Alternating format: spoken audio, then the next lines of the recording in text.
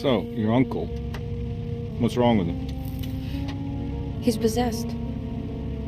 As in the devil? Something like that. He says a dark man is following him, watching him at all times. What do you make of it? It's nonsense, of course, but I'd be lying if I said it didn't bother me. You see, it runs in my family. Possession? No, Detective. Deteriorating melancholy. Practically every member of the Hartwood family is driven mad before they grow old.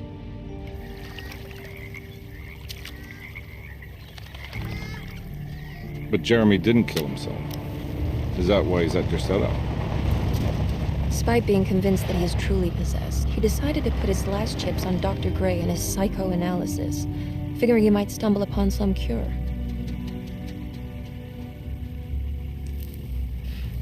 You mentioned the letter. I received a disturbing letter from Jeremy accusing the staff and all the other patients of being involved in some cult. And now they're also out to get him. Could it be real? Or is it all just in his head? It's a story he tells himself, Mr. Carnby. Anything to avoid the truth. Which is? That we're all terribly insignificant. That people mean so very little to one another. That there is no one out to get Jeremy Hartwood because he isn't worth getting. Here we are.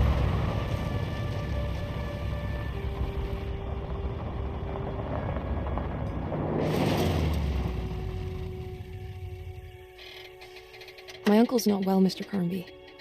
I want to make sure he's all right. Then what's my part in this? You couldn't get a cab? I just wouldn't feel safe going alone.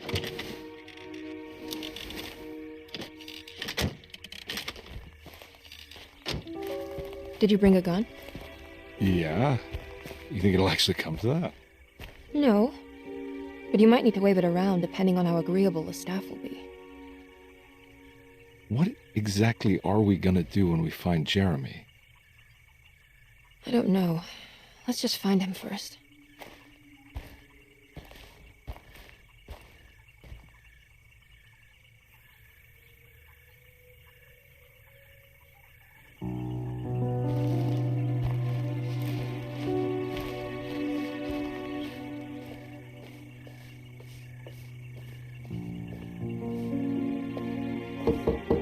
Hello? Hello? Looks abandoned. It can't be. There has to be someone around. Wait here. I'll go around back.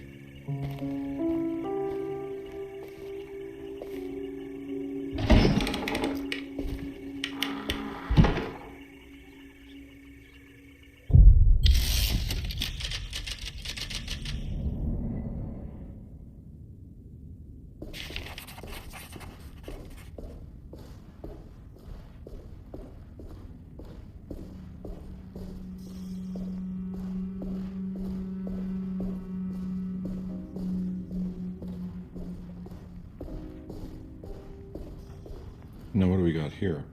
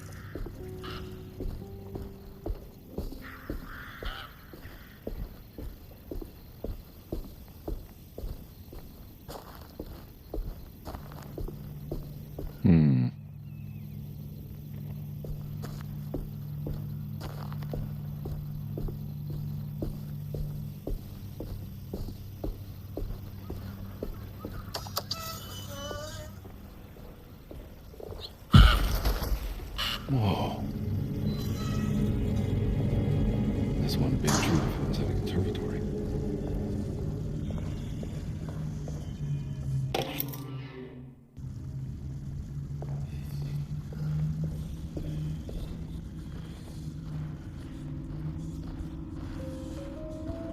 Huh? What?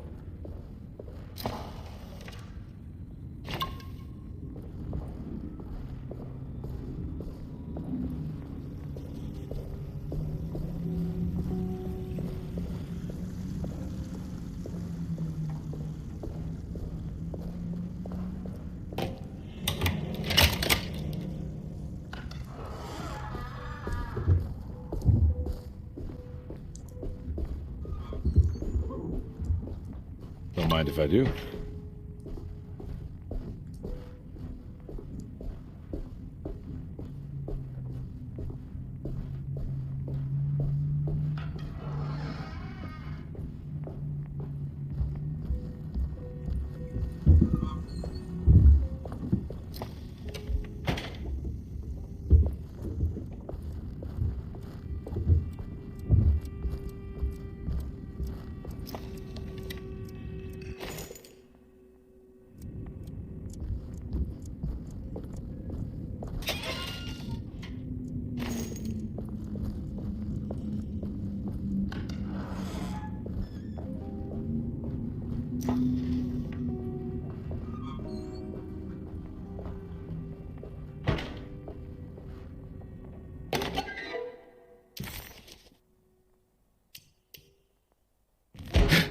What was that?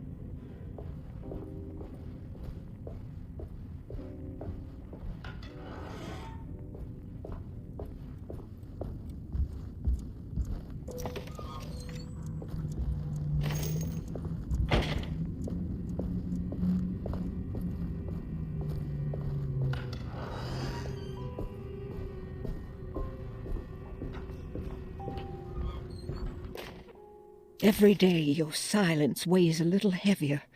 It's been a difficult year for everyone, and many have lost all hope.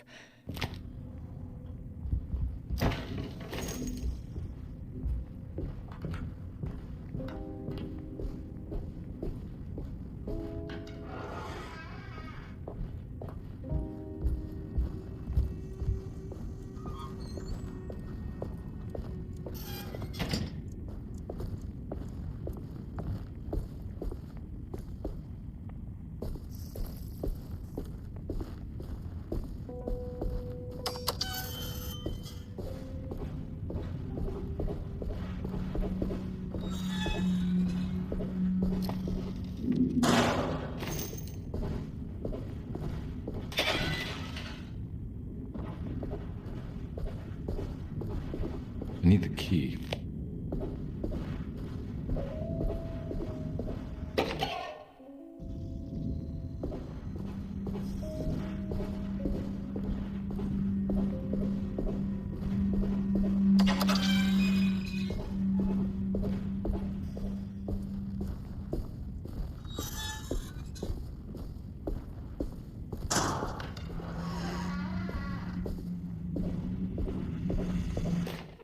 Please do not touch the boiler.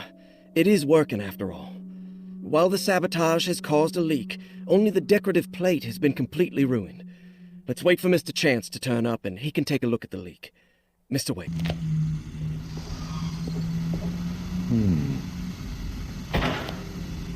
That doesn't look safe.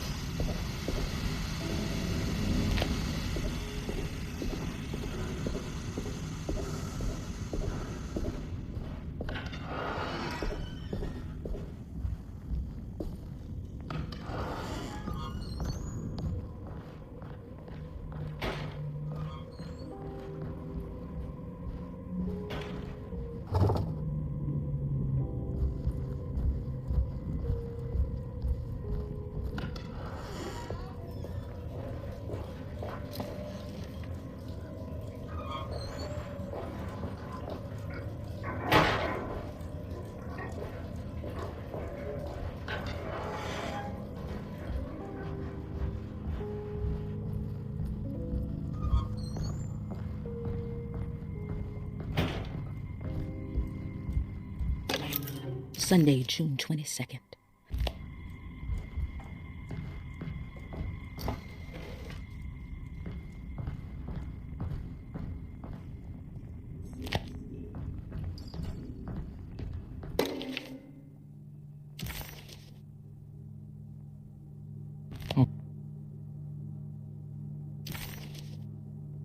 Okay.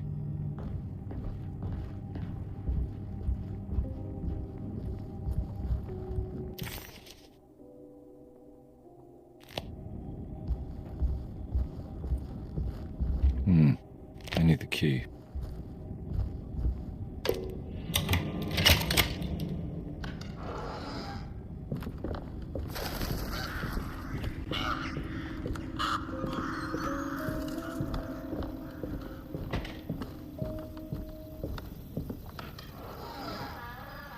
Oh.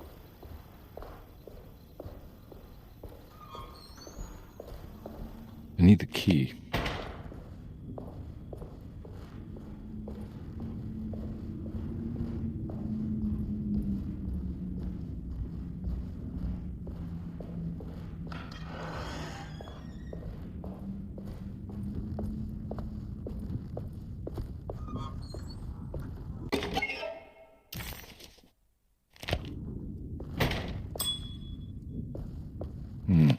I need the key.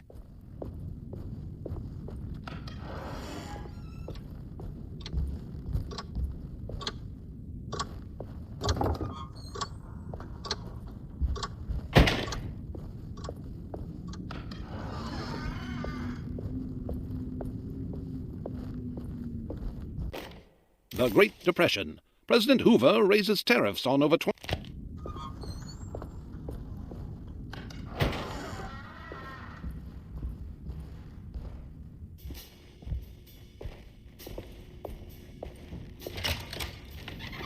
Thanks. What are you doing? Who are you? Whoa, pardon me, excuse me. My name is Edward Carnby, private investigator. I hope you don't mind we let ourselves inside. I do mind. This is private property. You can't just barge in here. I'm sorry about all this, but I'm looking for my uncle. It's urgent, and no one was answering the door. We can't hear you knocking anymore. None of us can. Who is your uncle, darling? Jeremy. Am I right? She has that Heartwood gloom, doesn't she? That's right. I'm Emily Hartwood. I just came to make sure my uncle is all right. Well, he is unavailable right now. You will have to come back another day. Unavailable how? Is he sleeping? We can wait. He's lost. Don't I know you from somewhere? Who's your man again, Miss Hartwood? My name's Edward Carnby, private investigator. Splendid. Enough! All of you! Get back to your rooms! McCarthy, keep your eyes on the child. And you two, please leave immediately. Look, we're not here to cause any trouble. Just let us see the old man, satisfy the curiosity of my client here, and we'll be off. Jeremy has gone missing. There's no need to worry, but it might be some time before he turns up. The whole staff is looking for him. What? He ran off? I don't have time for any of this. Please, come back tomorrow. All right, in that case, we'll just wait in his room. You don't mind, do you? It's upstairs, right? Wait, you can't. Don't worry, we'll be discreet. In the corridor. It's the first door on your left. I'll tell Dr. Gray you're here. Excellent. Thank you, madam.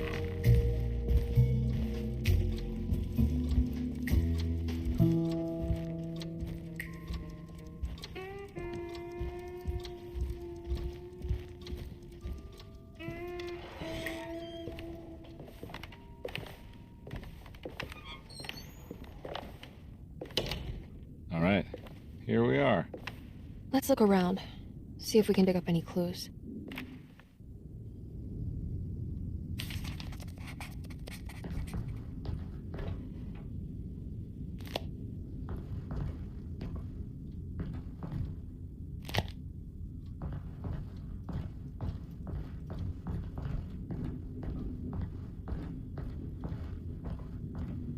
Anything important I should look out for?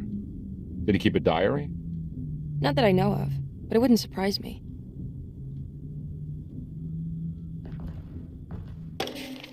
Every night the dark man stands opaque at the threshold of my room.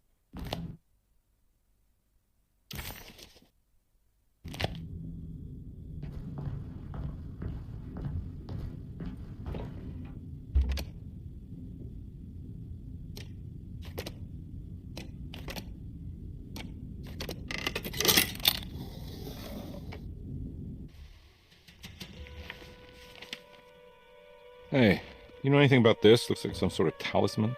No, I don't. Oh, help me out here, will you?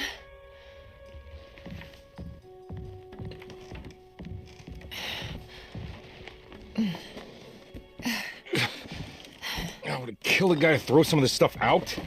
I'd be crazy too if I had this much junk lying around.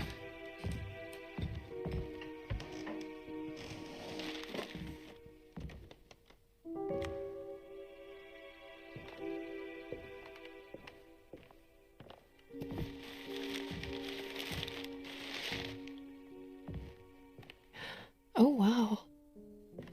That's striking. I want to save this one.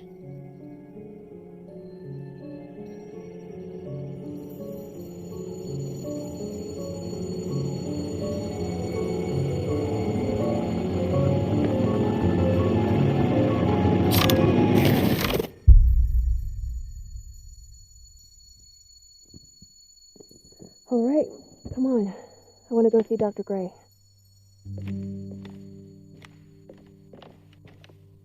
Come on, let's go. Yeah, I'm coming.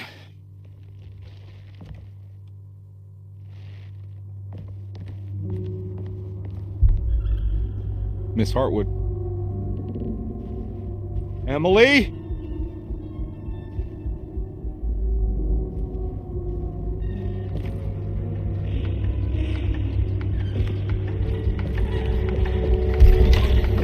What the hell is going on? Where am I?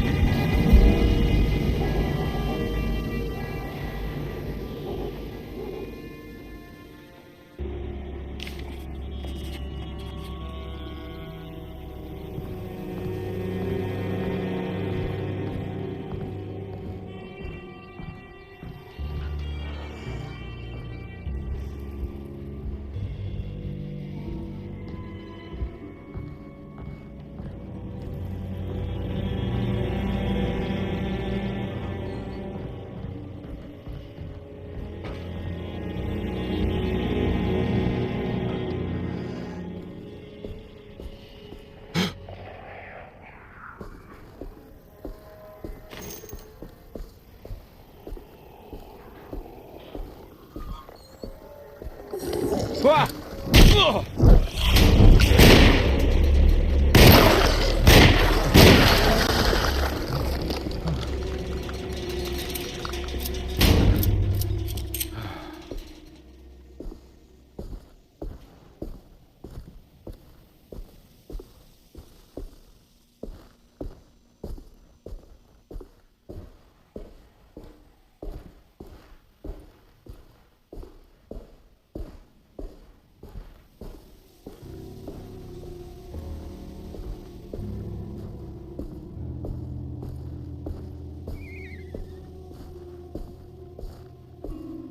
This can't be real.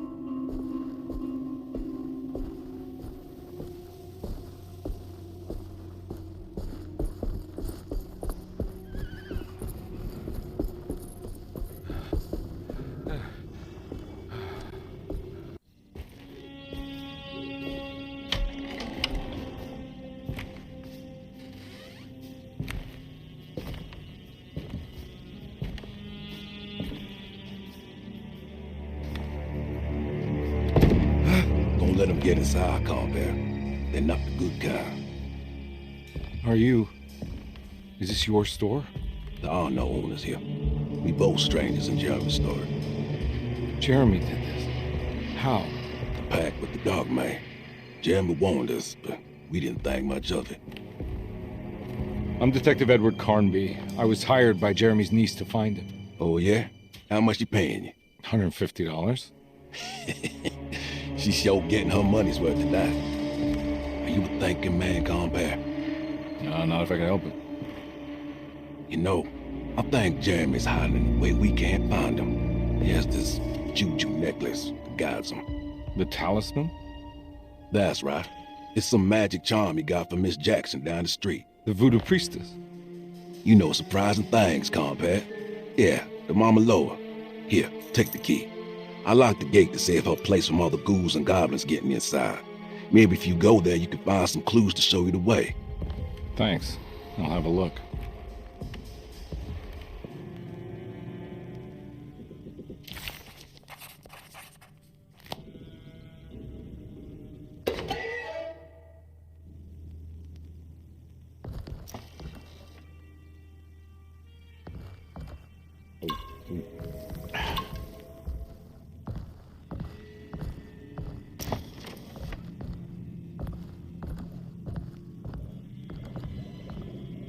You want to come along? Nah, I'm gonna stay here for a while.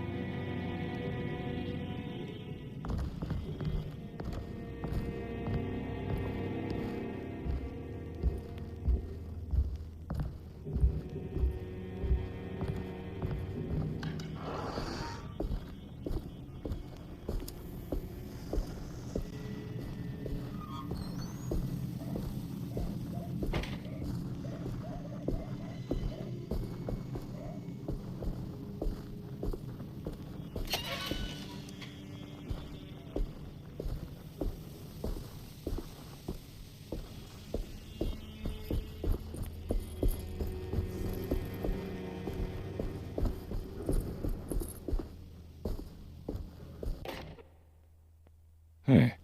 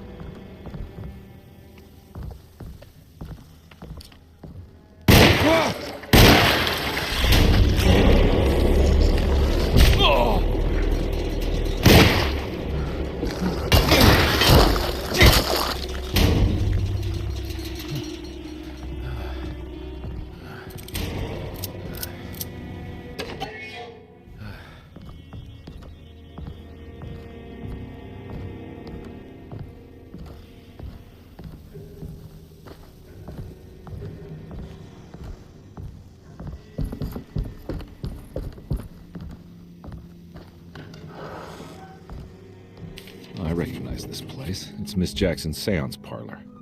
Let's see if she's got any information on Jeremy's talisman.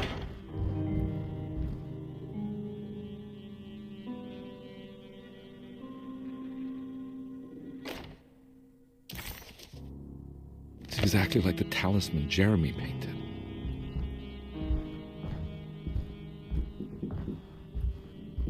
I think it's meant for the talisman.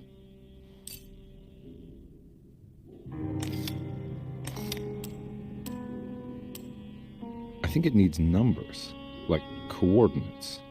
Maybe there's something in Jeremy's notes.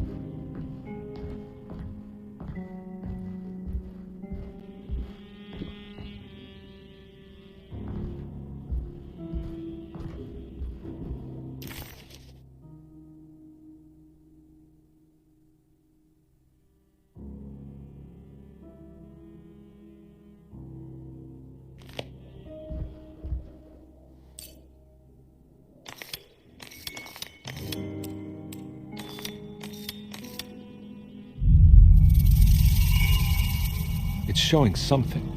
A place? Where is that? Huh.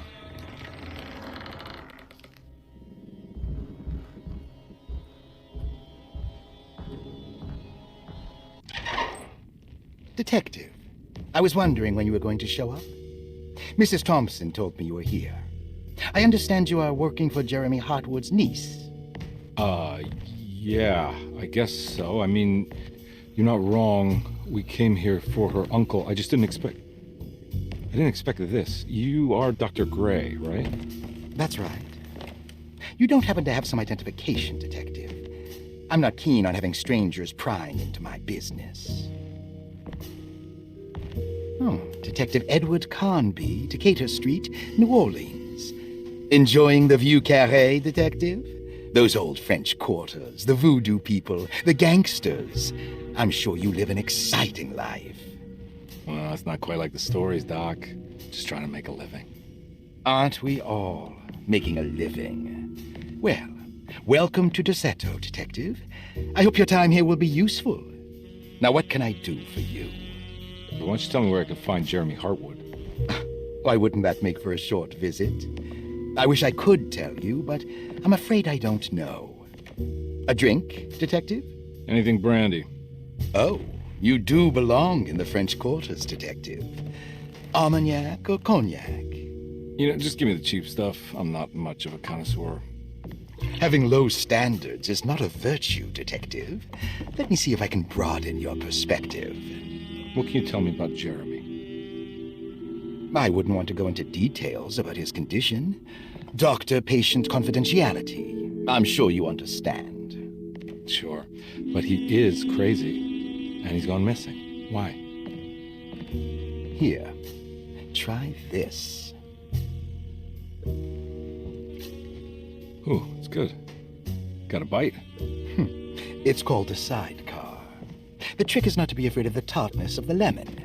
Then, for goodness sake, don't overdo the triple sec.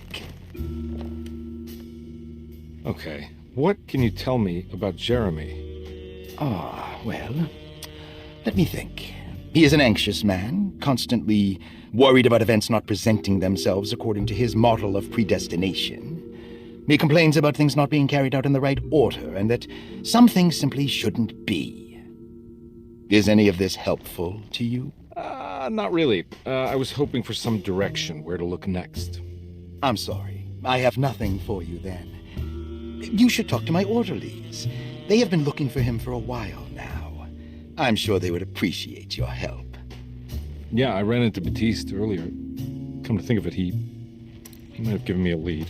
Oh, excellent. So your investigation is already underway. I'm gonna go, but I'm sure we'll meet again. Looking forward to it. Safe returns.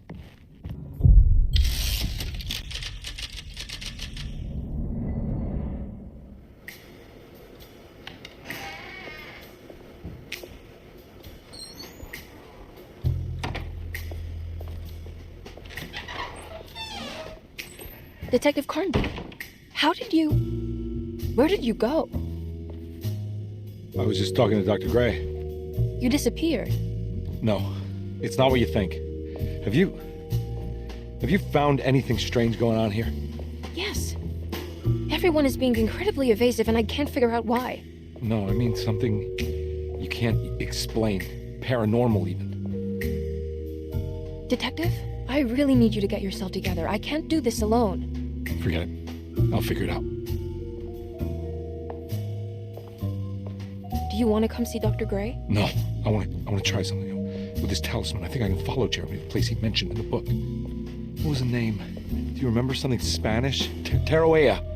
Yeah, that's where I need to go. Detective, are you gonna be all right? Yeah, of course. Go talk to Dr. Gray. We'll rendezvous later.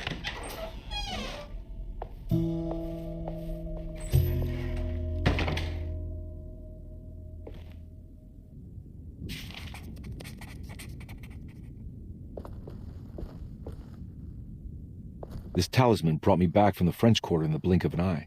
If Jeremy can travel so easily, then he could be hiding anywhere, even Teruella. If he can do it, so can I. I just need to figure out how the talisman works.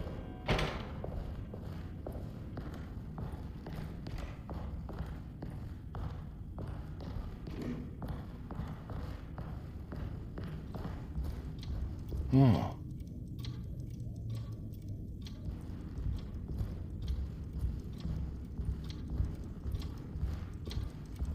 It's stained. This must be the clock that Jeremy wrote about in the commonplace book. Huh. Looks like the plate that held the talisman in the seance room. But it's broken and missing some pieces.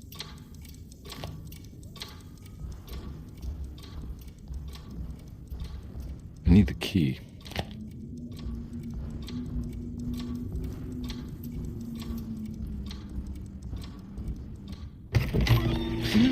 Yeah, sorry, Detective. Didn't mean to obstruct justice or anything. That's fine. You know, I'm kind of busy with my own case of a missing person. I was wondering if you've seen Grace, a girl about yay high? I can't say that I have. Why are you asking? Well, I'm looking for her. Is she in trouble? No. She's just hiding somewhere. We can't have a rascal like that running around unchecked at a time like this, you understand? Well, I haven't seen her. Well, let me know if you find her. I'll be around. I'll keep an eye out for your man, Jeremy. You scratch my back, Detective, and I'll scratch yours.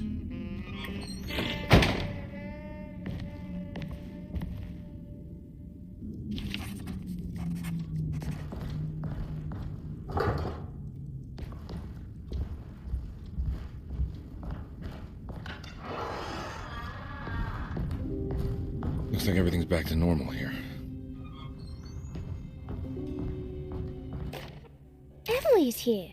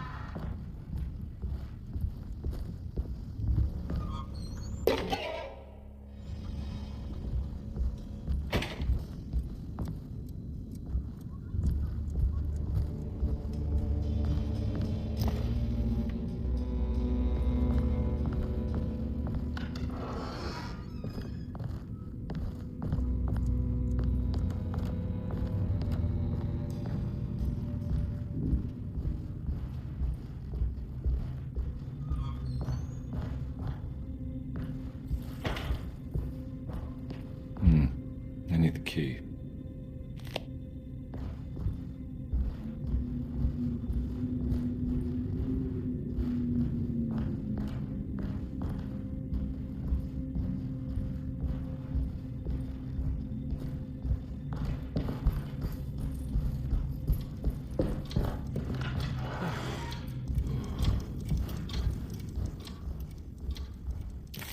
McCarthy reminded Detective Conby of an old barfly he used to know. He detested him. There was no getting around it. McCarthy was going to have a hard time getting on his good side.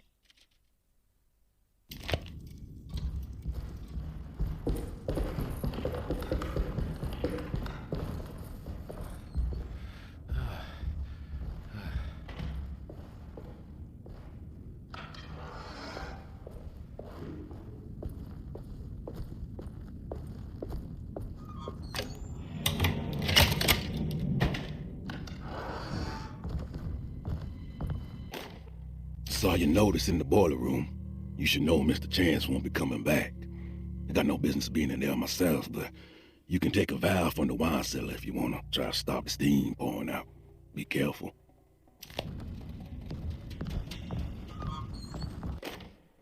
Dr. Elmore Lee Gray is DeSeto's chief doctor.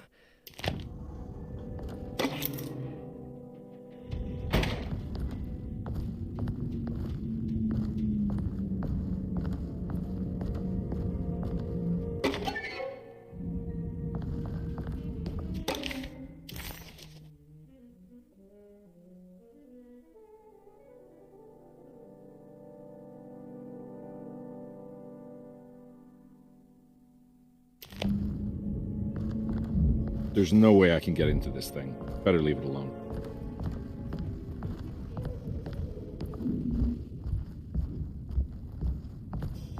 need the key.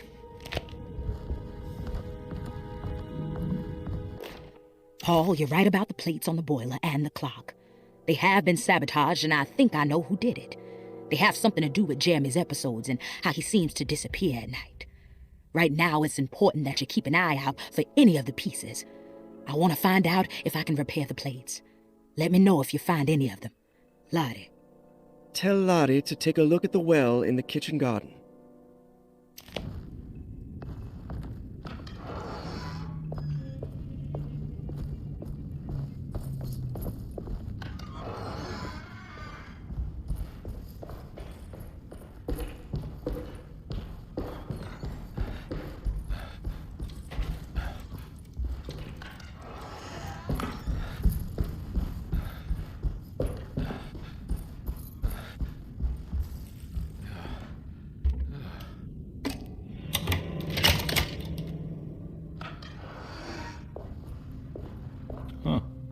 Eccentric. I did it! I crossed the thresholds to my intended destination without a focusing device. My talisman now knows these roads, and I have no need for the plates. I can find my way to Lafayette as easy as I find my own room. I visited the grave of my father and seen the oven waiting for me. Thank you for opening these doors. I now must summon my courage and go back to that hateful mound outside the oil rig. I hope you'll be feeling better when I return. Jeremy.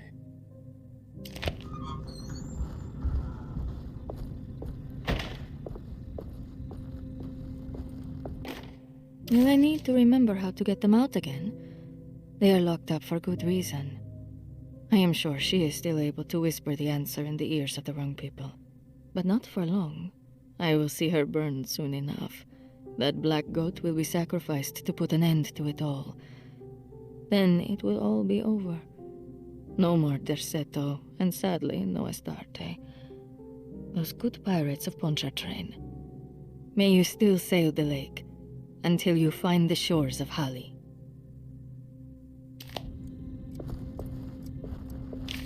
The Astarte Artist Colony. I remember hearing about their disappearance. Must have been 15 years or more now.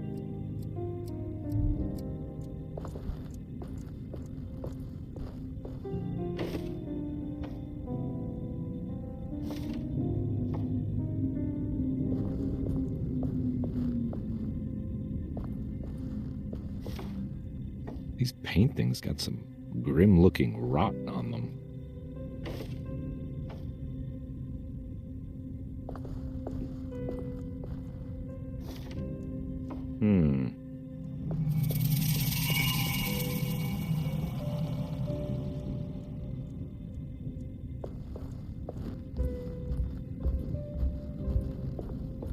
What a peculiar lock.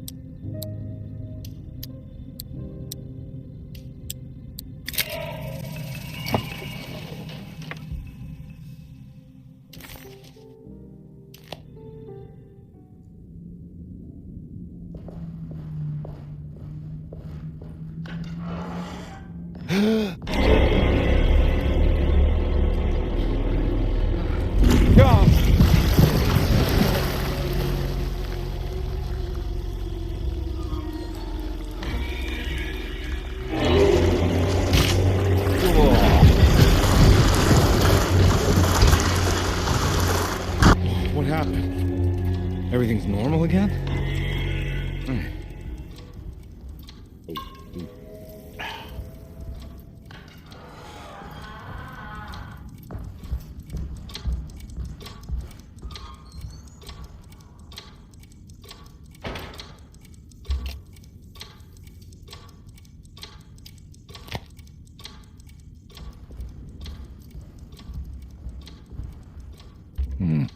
I need the key.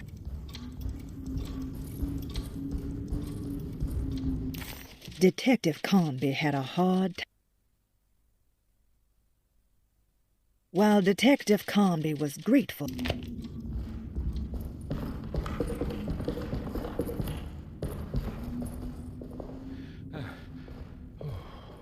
I'm not gonna walk out of this now. I need to help Emily save her uncle.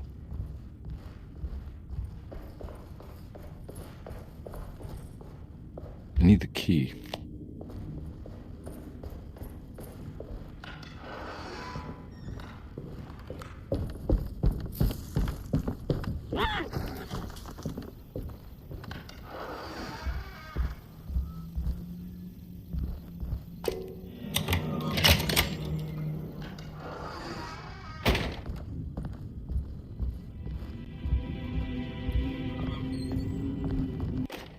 Lost Plantations of Louisiana.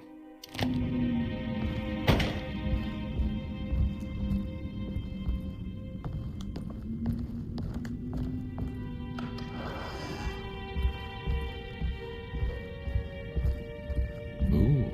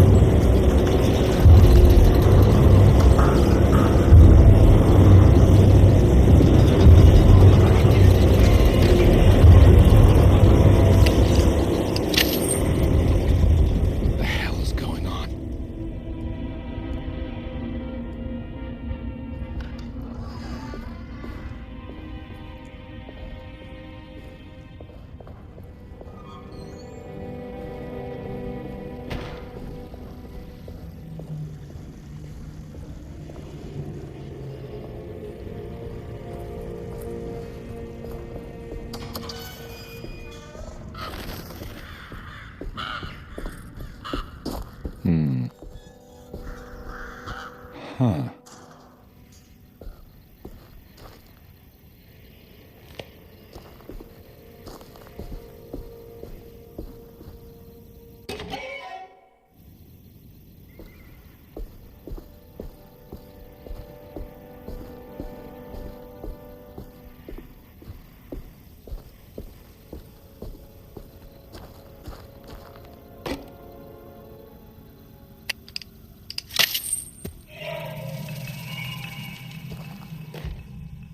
Hey.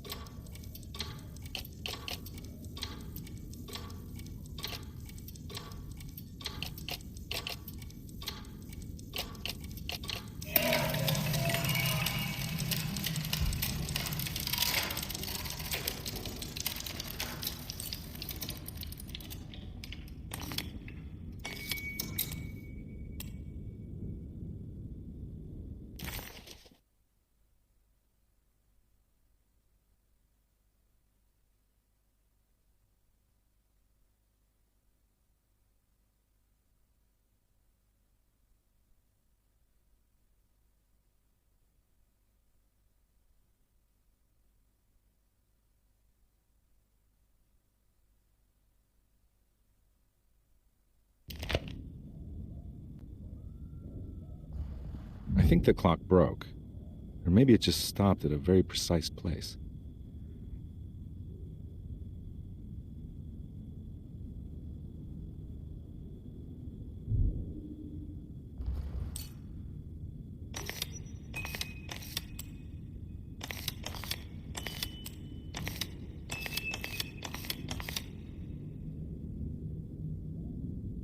There's a picture in the black glass. It's showing me something. It's the hallway outside Jeremy's room.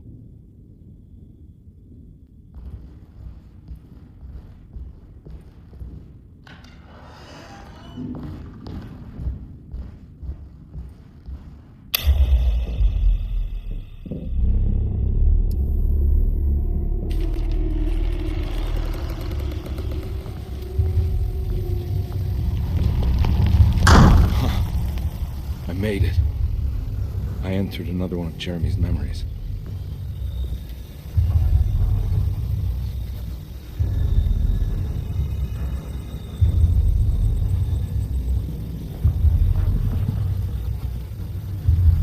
Ugh.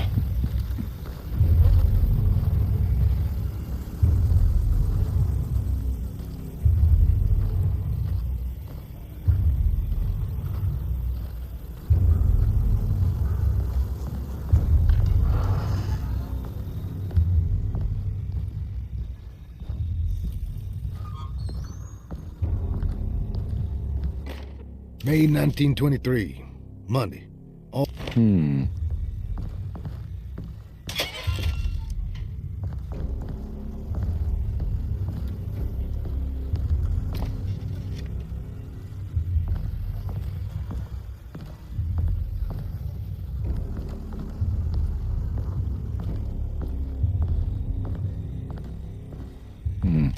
I need the key.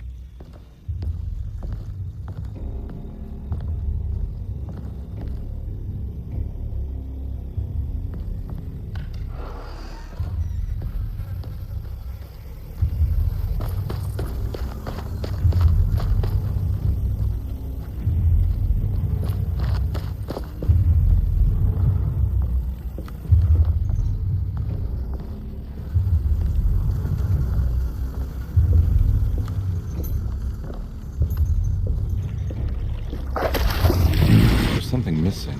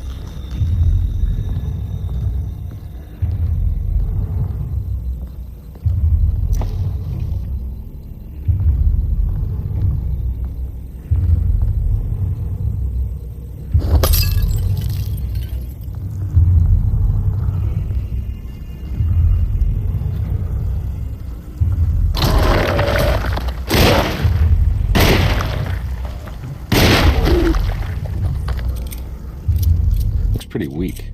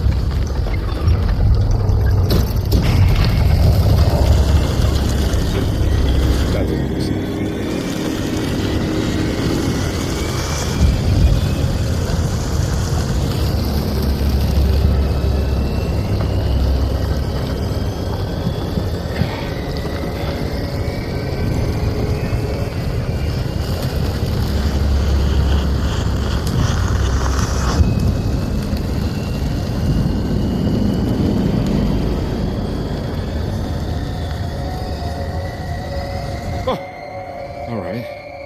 Now what?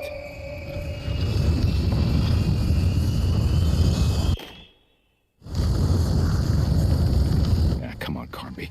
Wouldn't you rather fall to your death than go up and...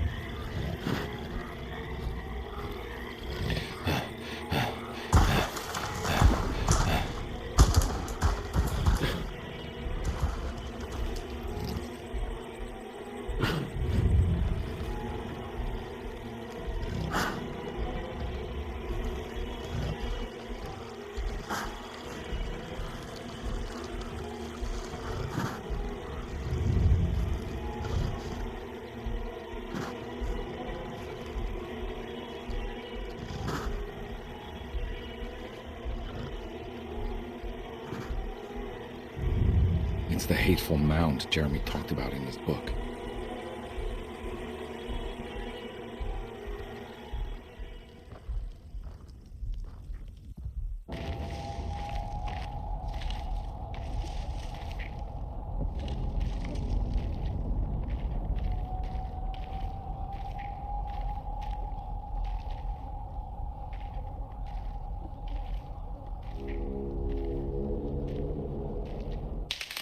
Don't come any closer.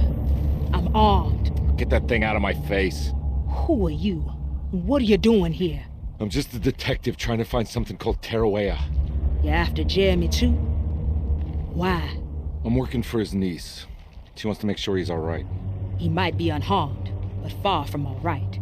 He's a curse upon DeSeto. Here we go again. Quiet.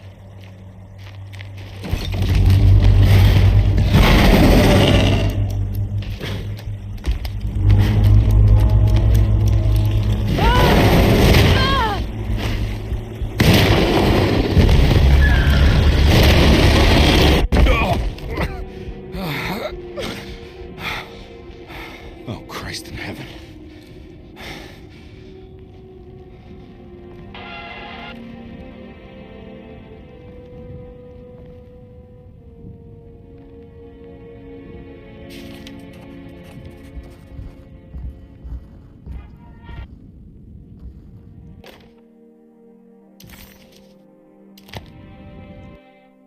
Reflections on the power of the verb in certain texts.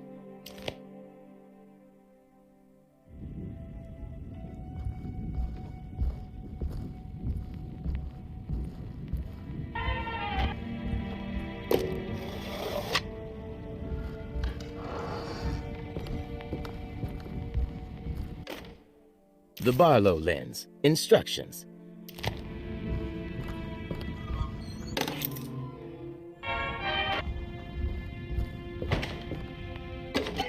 What's this?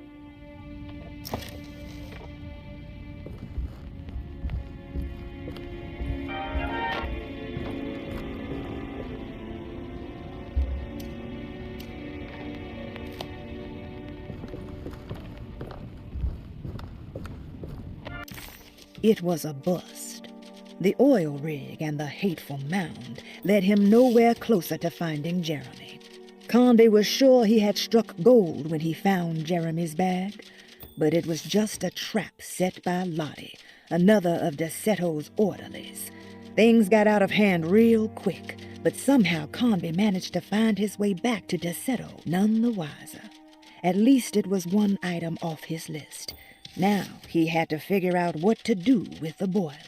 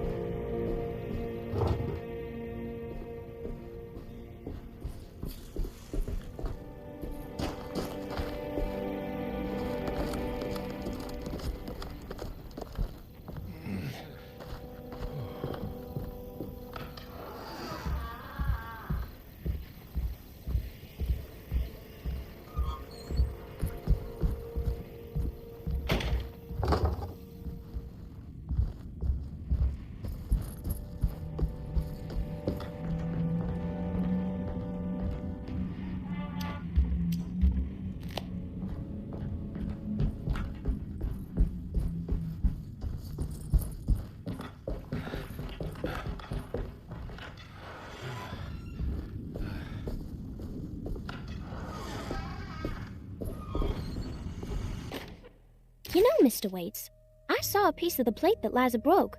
I think she's been hiding them. She's not very good at it. She just chucked it into the little room with all the tools behind the boiler. I left it there. I didn't want to embarrass her by picking it up while she was looking. We went upstairs instead and played backgammon. I let her win, because she's so unhappy. The piece looked like the one on display in Cassandra's room. You know about that one already, right? Or is your eyesight really that fuzzy? I hope you don't feel bad about your glasses. You only look stupid when you squint. Maybe if you had more eyes, you would see these things.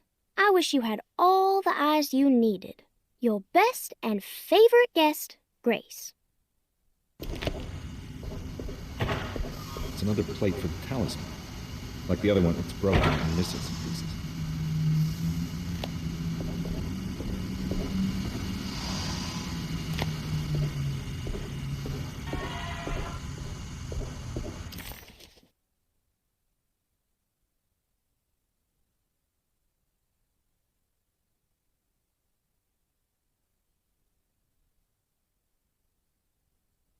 Saw your notice in the boiler room.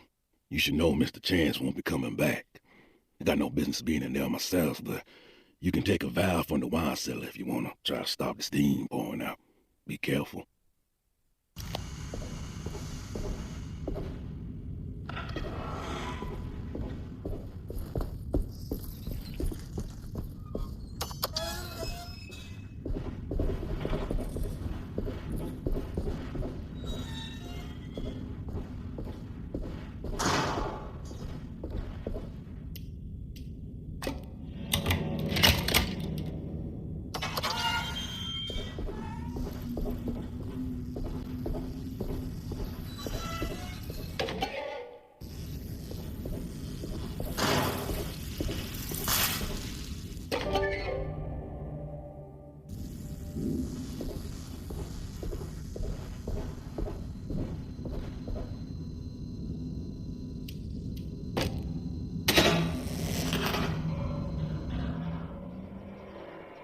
It worked.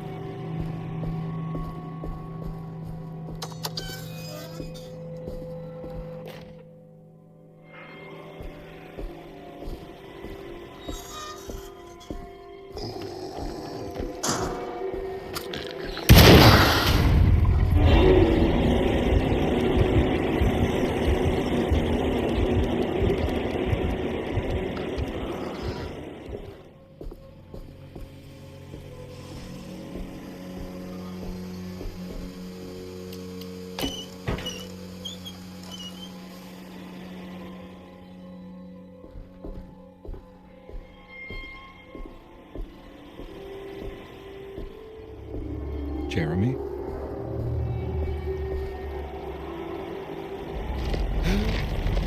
The hell is going on?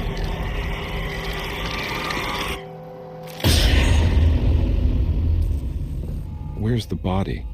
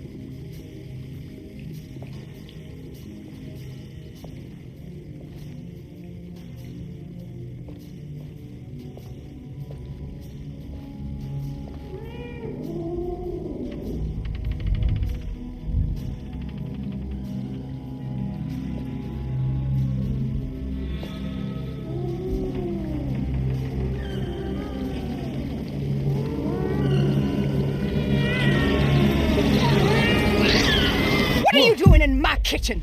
I assure you. Oh, no, I'm sorry. I promise you. Mr. Hotwood is nowhere near my kitchen, and neither should you be. Don't make me kick you out of this house. Sorry. Now get out! Yeah.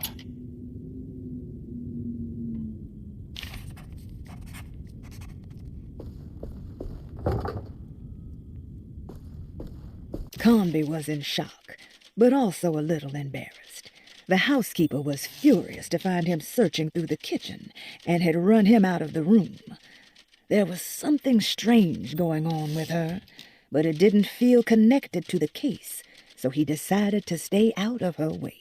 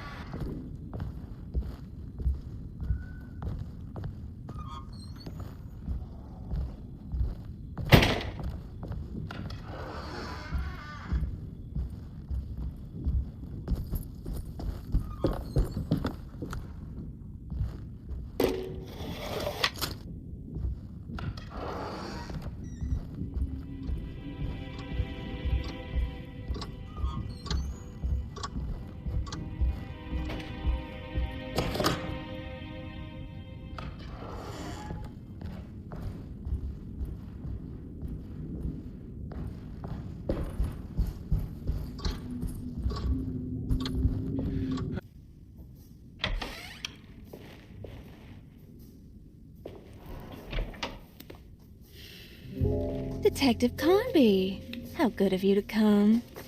Let me pour you a drink. What happened here? This place looks like it was hit by a bomb. Welcome to the madhouse, Detective. Thanks. Did the ceiling just collapse? I heard it was something in the attic, something that was supposed to happen but didn't. How that could have such consequences is beyond me. The truth is, I don't know why the room looks like this. But I bet your friend Jeremy does. You know where I could find him? Oh, somewhere in his past, I suppose. He keeps going on about that mysterious dark man. I think he is hiding from him. Or maybe he's with him. I can't really keep up. I don't worry much. Take a look around this room. You may think it looks spectacularly devastated, but I just think it's finally found its stride. It fits perfectly with the state of this place and its loonies. The same goes for the nonsense with Jeremy. In my eyes, we've finally managed to match the wild ride inside all of us. Well, I'm happy you find the evening so harmonious. I hope you don't mind me setting things right. Jeremy's business, that is. This room looks beyond my capabilities. Good luck, Detective. Hope to see you again soon. Yeah. Evening, miss.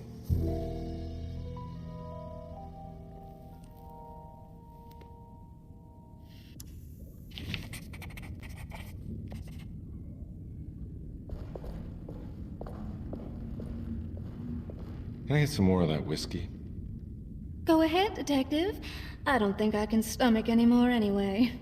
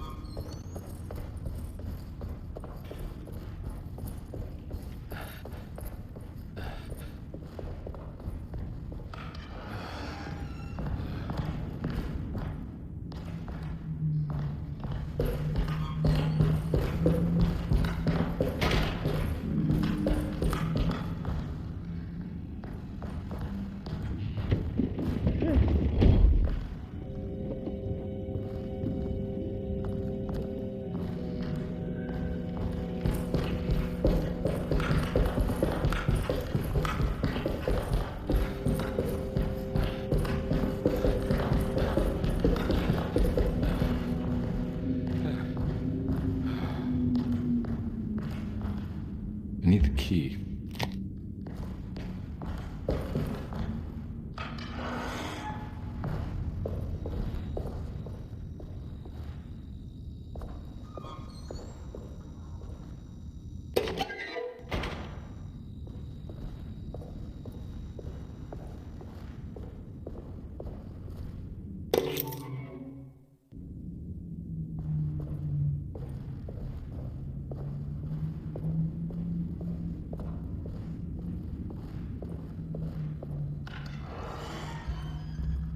Ugh. There's more of that aggressive rot. On the commonplace of evil.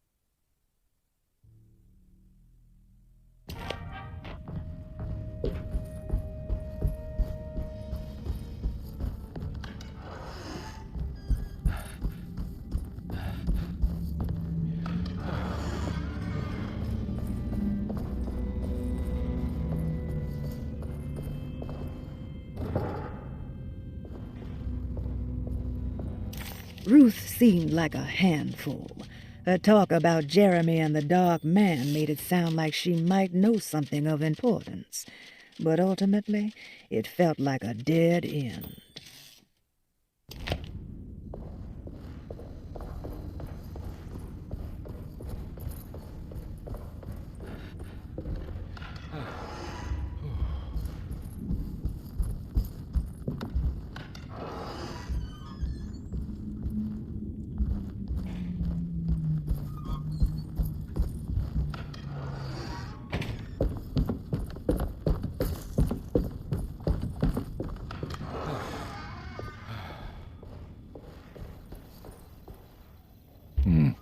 I need the key.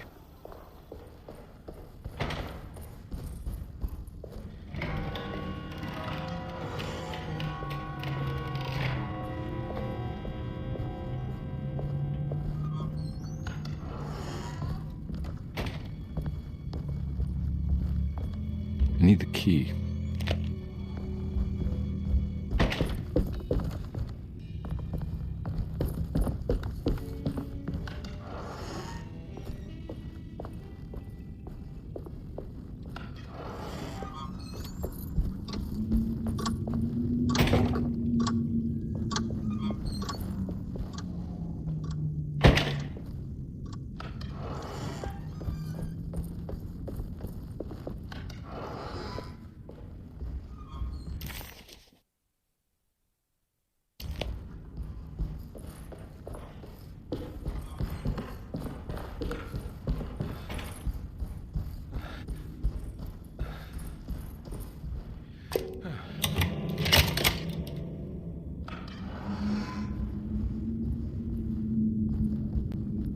There's something missing.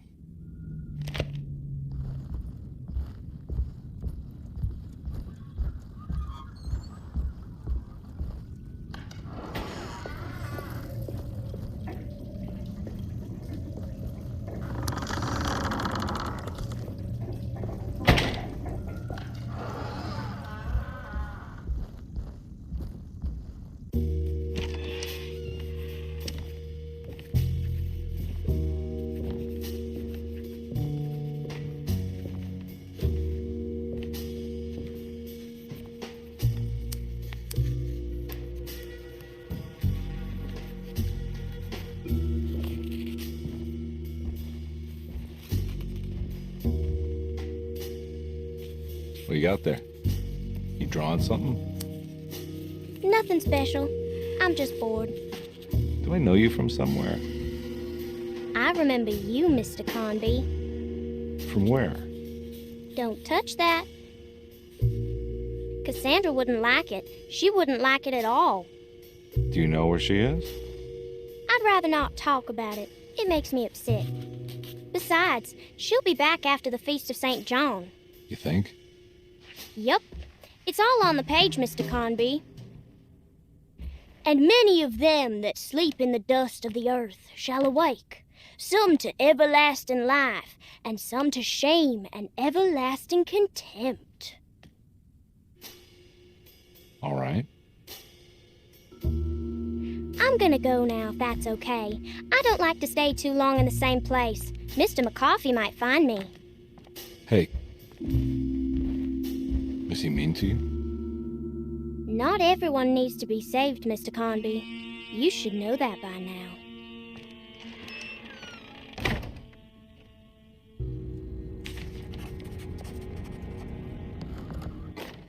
Miss Beauregard, I picked up your medicine at the post office today. As you understand, it needs to be administered by the orderlies for your safety. I've put the box in Lottie's room for now, and I'm sure she will find you as soon as possible. Mr. Waits.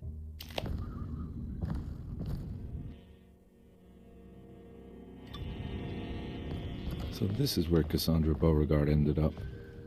For some reason, I thought she died years ago. There's more of that rot again. Like it's guiding me to do something. But what?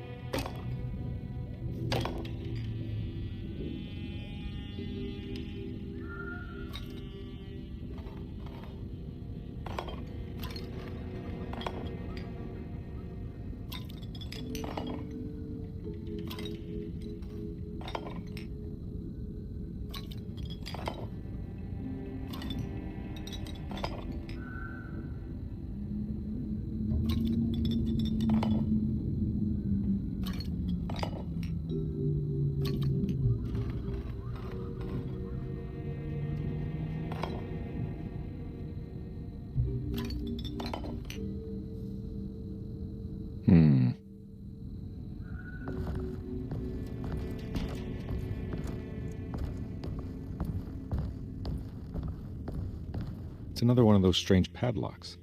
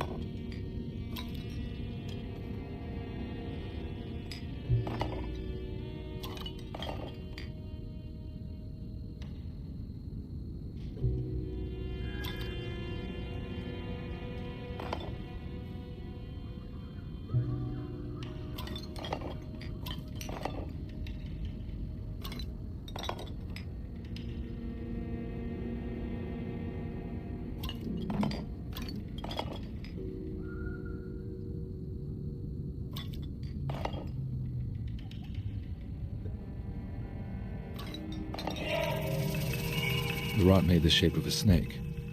There must be something important to find here. Maybe it has something to do with the numbers on the labels.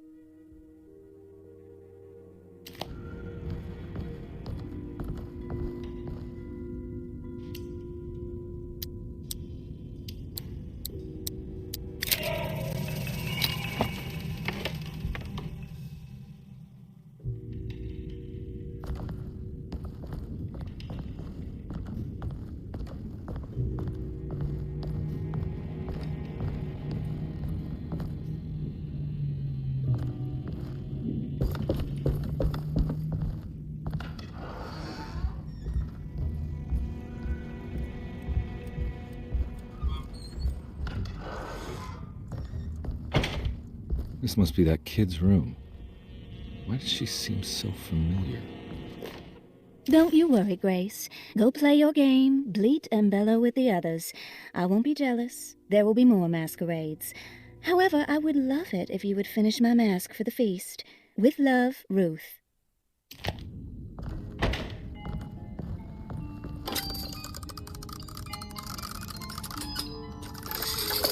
Huh.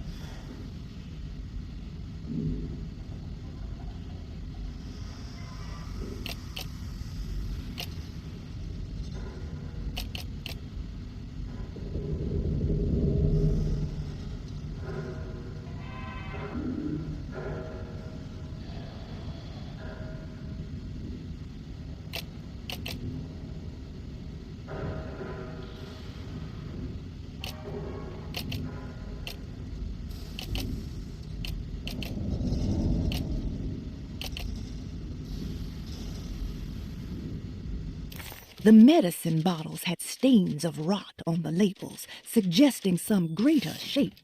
They just needed to be put in the right order. But for what purpose?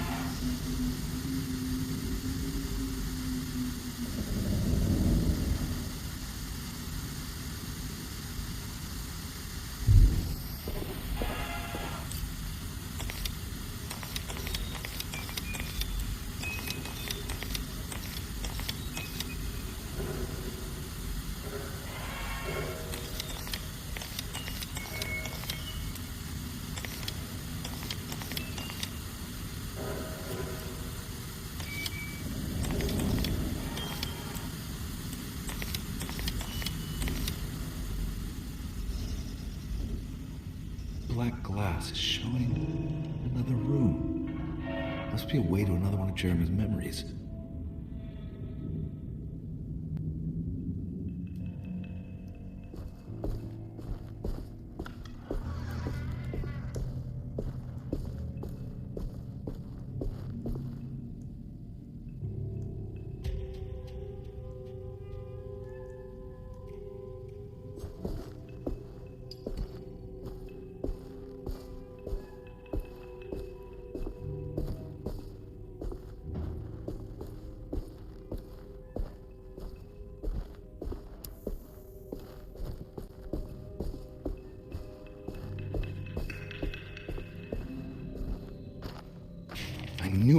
I knew it would work.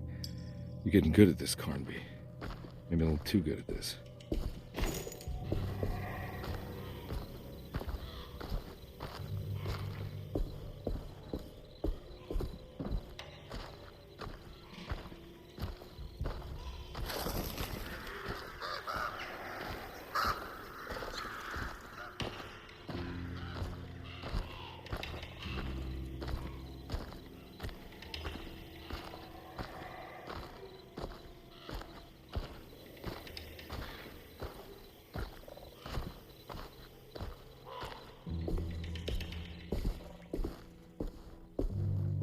The Hartwood's family crypt.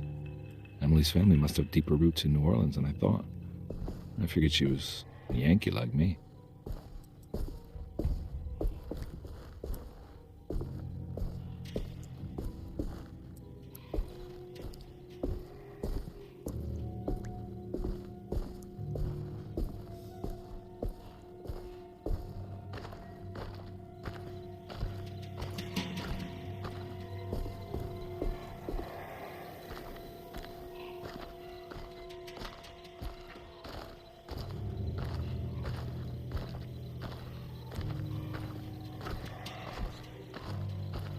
Now, what do we got here?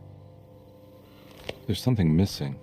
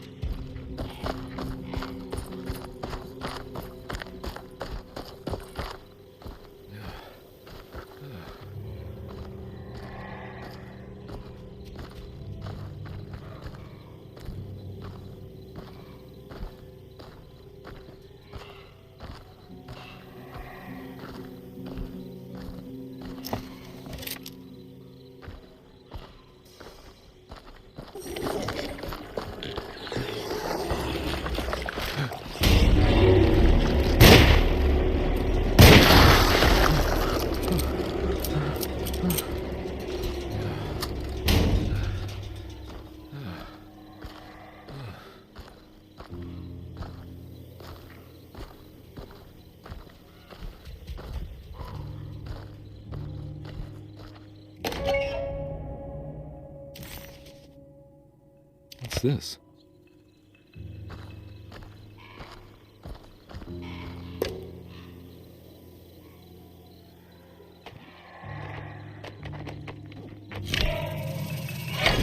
Got it.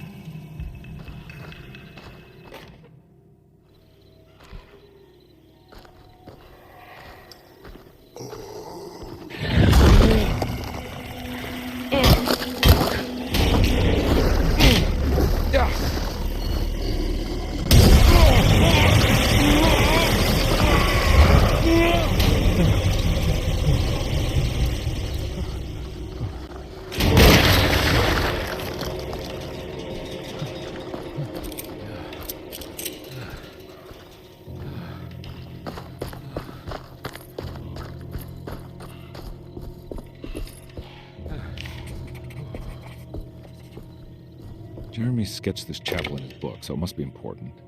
Looks like I'll need more medallions to open it, though. I don't think I have everything I need.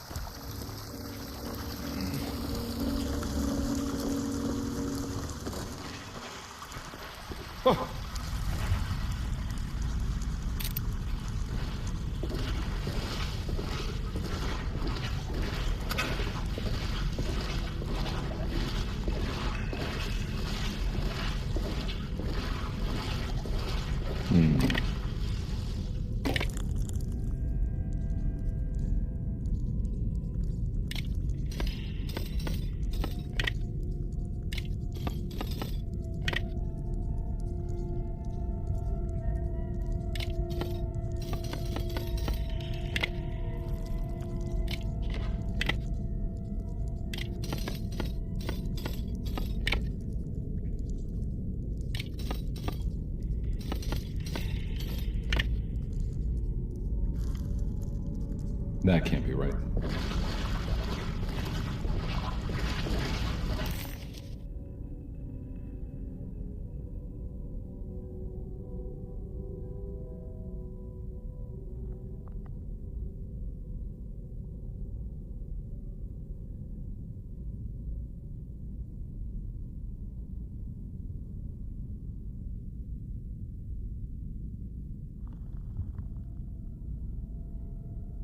Every night the dark man stands opaque at the threshold of my room, counting the days until my spirit spills out of my tired shape. Only his pallid mask shelters my remaining sanity. Staring directly into the face of that demonic sultan would surely sunder time itself. Would he have looked the same to my father as he struggled for his life? Does his veiled face haunt my niece quite the same way? I wish so that I could rest my soul in that sunburnt convent of Teruel. Would I find you there, Juan? Or Senora Pirosi, back from the beyond? Every night I hide from him, moving from one misshapen memory to another.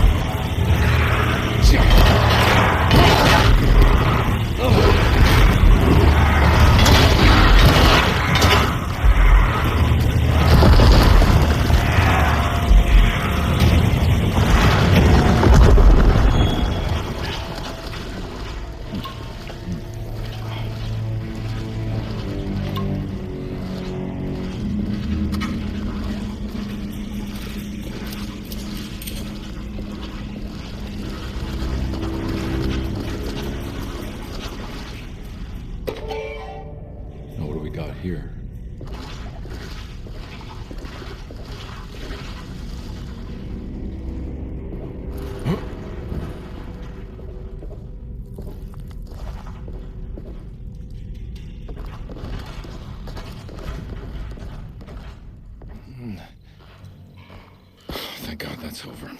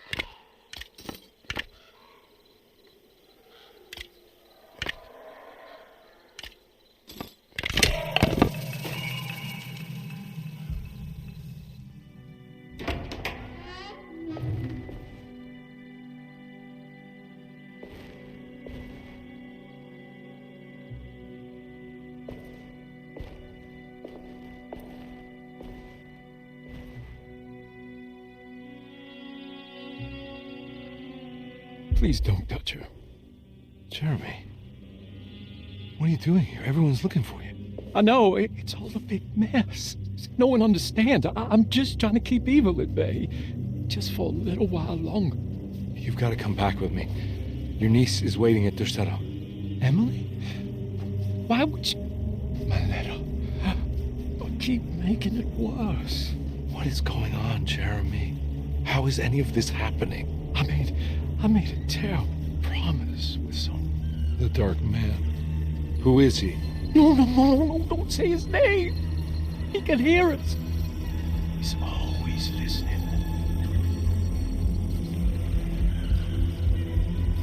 Jeremy, I need to understand what is going on. I promised him everything.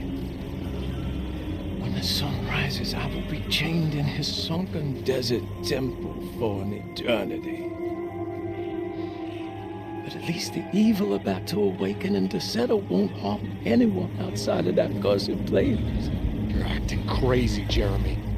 I want to help. There's nothing you can do. Then what's all the business about Tarawea?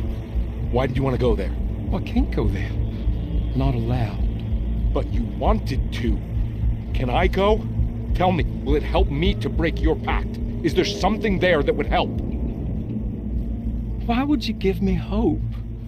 That's so cruel. Okay, sounds like we're onto something here. What should I— Look out! Behind you! Run! Don't let him take you!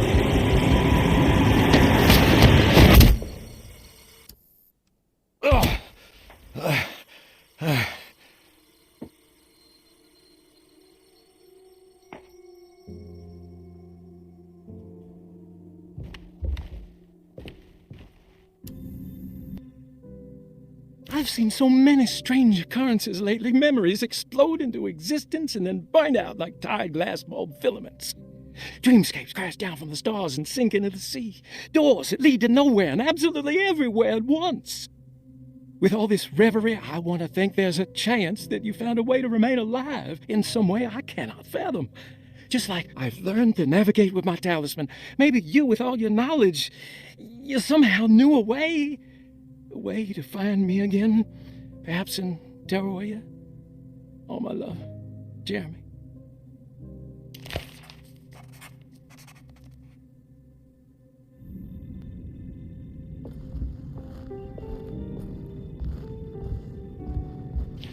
She's dead. No matter how she died, she looks peaceful now.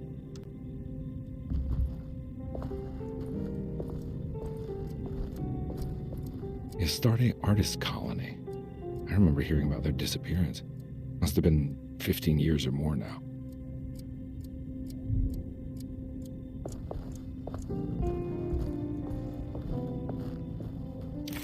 Hirosi's body looked unharmed.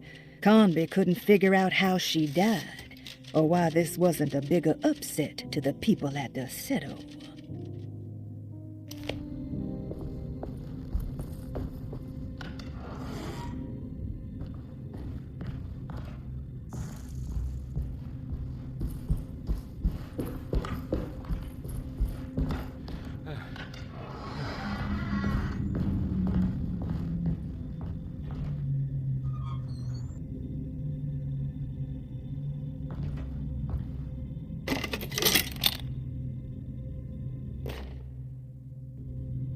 Telescope lens.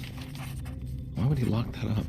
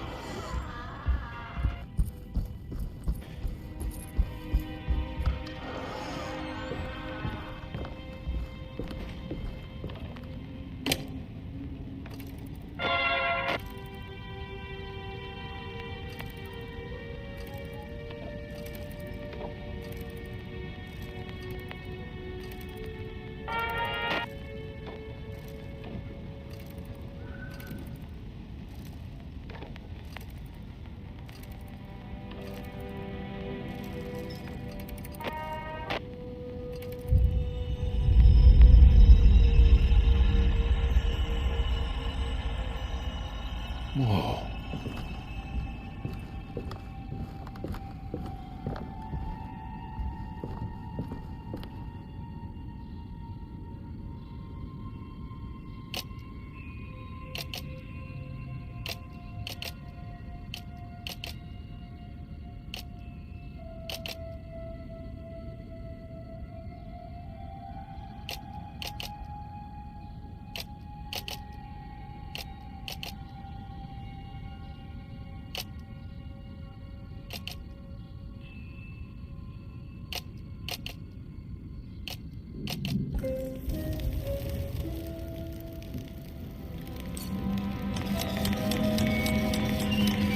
Whoa, what's going on? It's dialing in something all on its own and it's showing the way to another memory? Where is that?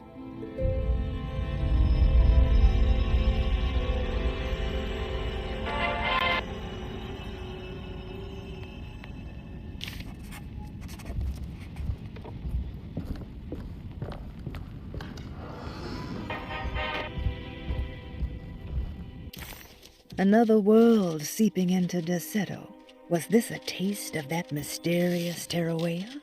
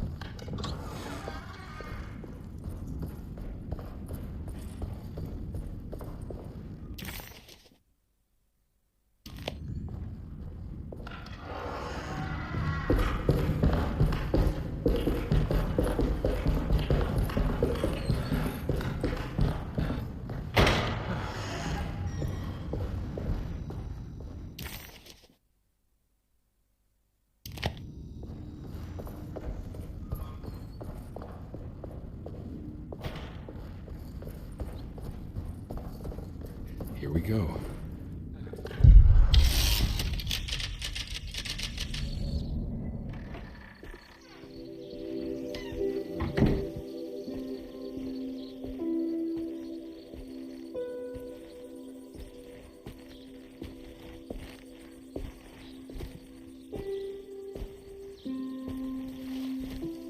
I'm glad to see you made it. I had my doubts, but the hope you instilled has yet abandoned me. I guess this must be Tarawea. Who are you? My name is Juan Luis Jorge, and this is indeed the convent of Tarawea. You'll have to excuse me, but Yermi never got your name. The name's Edward Carnby. I'm a private investigator. You're not a patient, are you? No. I'm the author of a book that Yermi once found important. How does that work? Are you part of this memory as well? Is this even a memory? I think calling me a manifestation of Yermi's subconscious would be more correct. And so is the convent of Tarawea. I'm a man Yermi has never met, and we are in a place that he has never been. Okay. So are you here to guide me or something? I have no more purpose than you do. I simply am. I will happily help you, of course, if I'm able. If you are already somehow a part of Jeremy, why did he want to come here? Isn't he sort of here already? Yermi wanted to come here because it's a representation of his mind at peace. When Dr. Gray asks him to find his focus during his sessions, this far-flung convent is what Yermi imagines. He is under the impression that if he could physically come here, he would reach a perfect equanimity, a spiritual apotheosis. You don't think it would work? Yermi subconsciously knows it's just wishful thinking. He can't come here. Despite the pathways opened by the dark man between their Seto and Yermi's psyche, it's simply not possible. But I'm here. Indeed. It's a shame it's just another place for you, Detective. Otherwise, you could have become a Buddha. Always a bridesmaid, never a blushing bride. Am I right? Yes, I suppose so. You'll have to chase enlightenment elsewhere. So what's the next best thing? What can I do here? You should seek out the convent library and try to find the truth about Yermi's relationship with the Dark Man. It's the sort of knowledge he represses and is unable to reflect on. Will it tell me how to break the pact? Perhaps. At least you'll have something to confront Yermi with. Wait, why can't you just tell me? I don't know such things. You'd be better off consulting the text of Dr. Freud if you want such answers. No thanks, I hate shrinks. There is another thing you should know about the library. He is here as well. The Dark Man has been working his way through the text for a long time. He's here? How am I supposed to get past him? Be careful, Detective.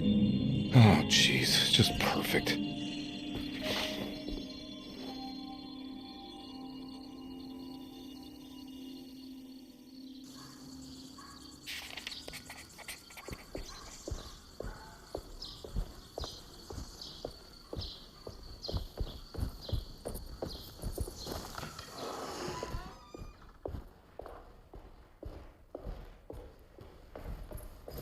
What happened in here?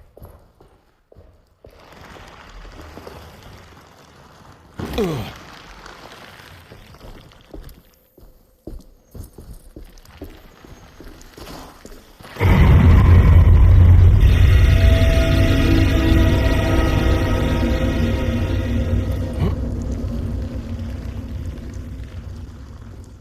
Oh.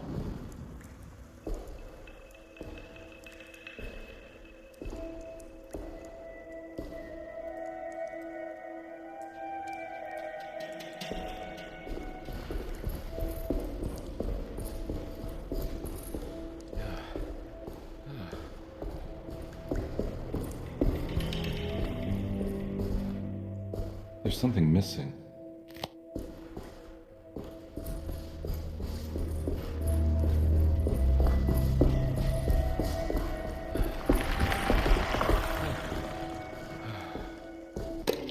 The great library.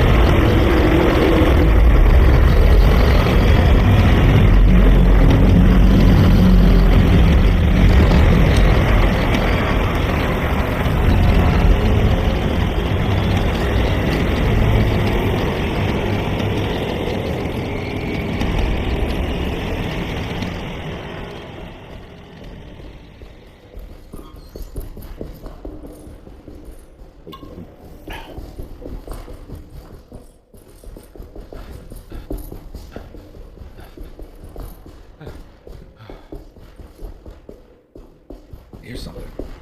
It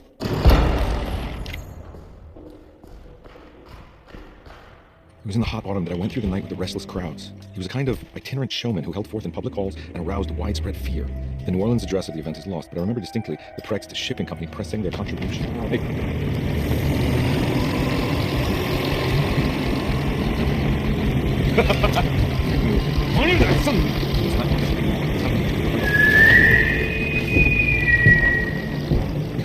Detective! What? I hope you found what you were looking for. I fear there is no control. I was so close. There must be something I can work with. Come on, Garby, think. Think! The shipping company. Prext. Right. Good luck, Detective.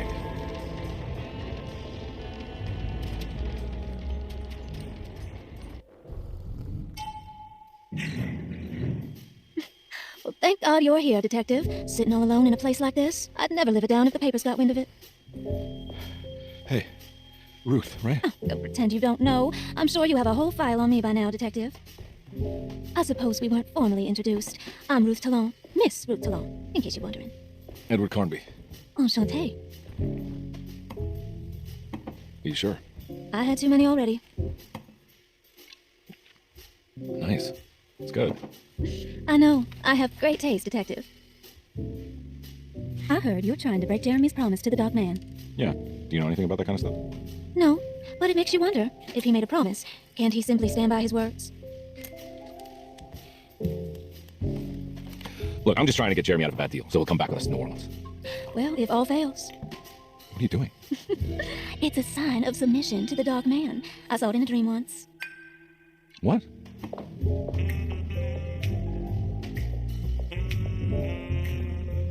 You don't know the Prext Shipping Company by any chance? I do. They made big money during the war, but their waterfront office is just over there. How did you do that? Do what, Detective? Bonne chance. Hey, have you seen Emily Hartwood anywhere? Are you trying to make me jealous, Detective? No, I haven't seen your doll anywhere.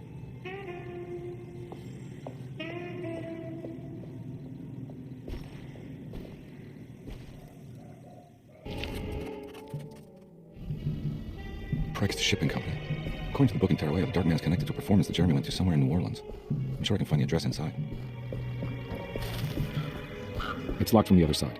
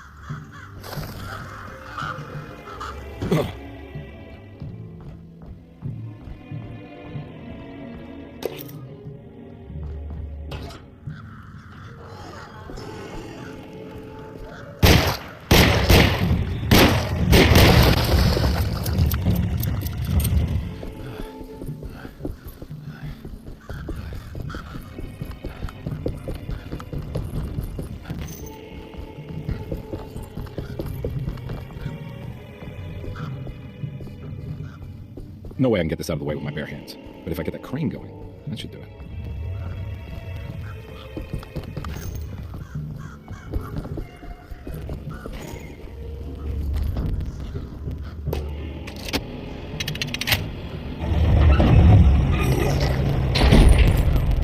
Hold on.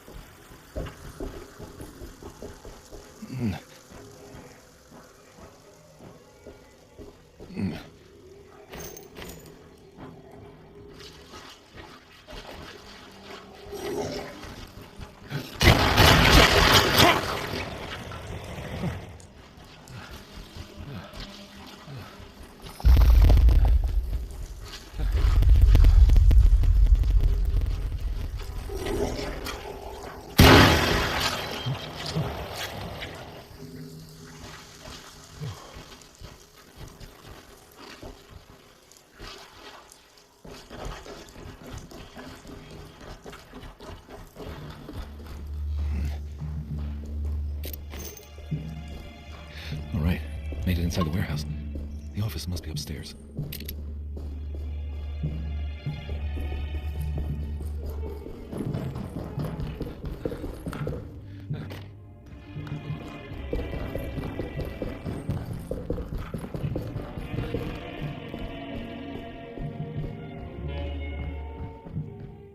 Oh yeah, now we're talking.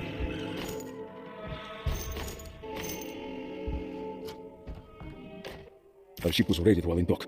All of his things were recovered, but blood was shed. Several men were carried into the Mississippi River and drowned by ones who live in the deep. All items have now been signed and delivered. Now let's keep the papers safe. What is left?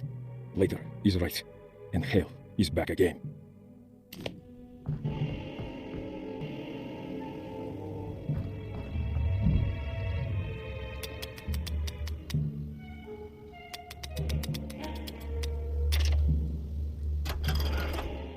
Cargo Manifesto, September 19, 1892. Black shipping company delivered 4 steamer trunks, 1 Egyptian sarcophagus, and a large wooden crate belonging to the showman called the Black Pharaoh, performing at Gallatin Street.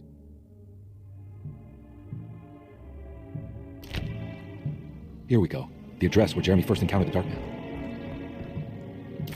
Somehow, Comby was back in New Orleans, close to the docks. He could smell the pungent aroma of the Mississippi River.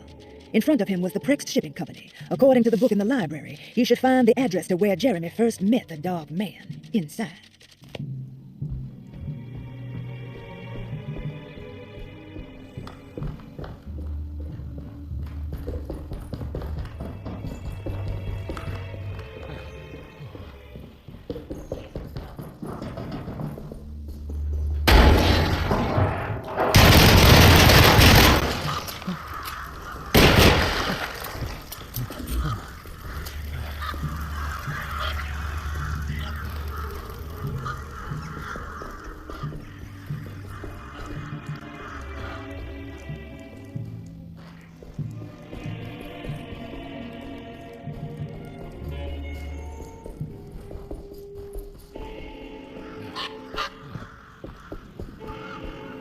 Looks like the fog cleared up.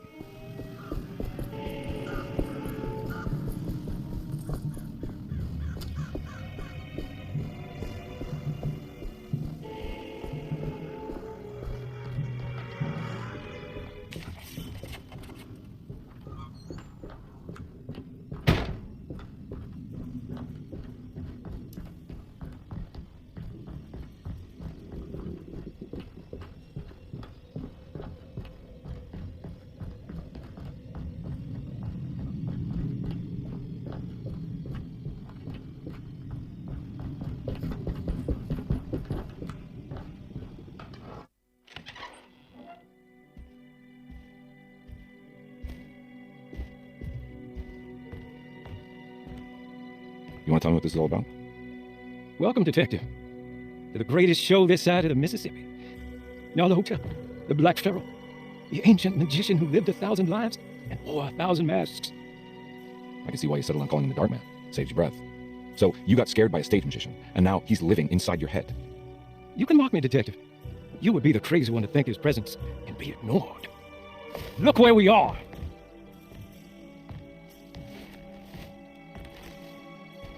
We didn't get to finish our last conversation, did we? You were about to tell me how to break the contract with the Dark Man.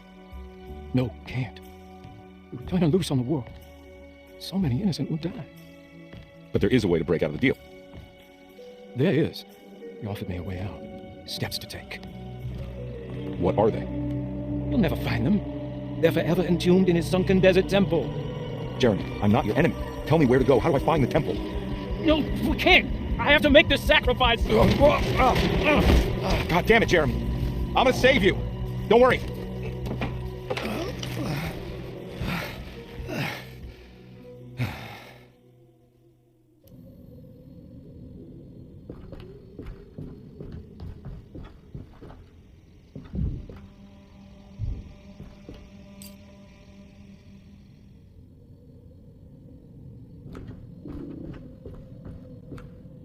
The address of the event where Jeremy first met the Dark Man surprised Pompey.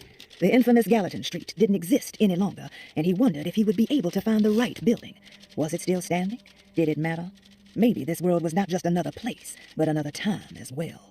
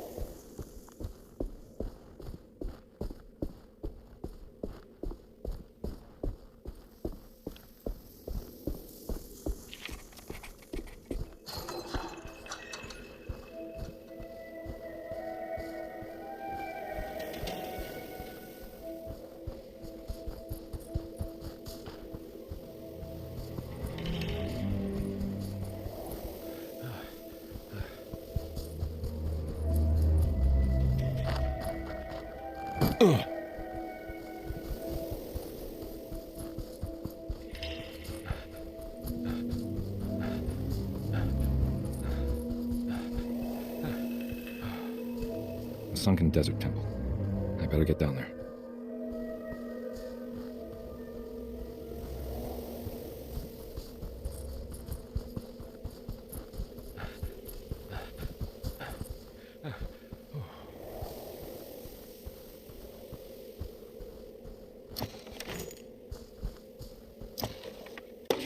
The Temple of Nephron lies under Akem.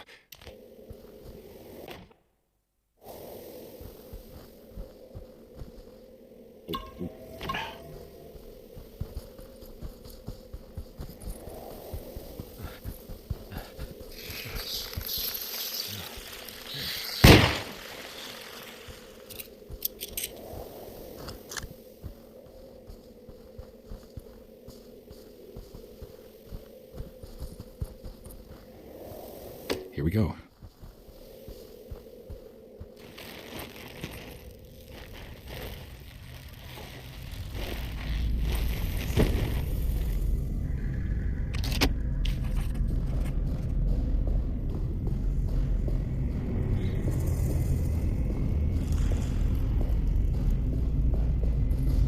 It's the star constellation from the Chairman's books.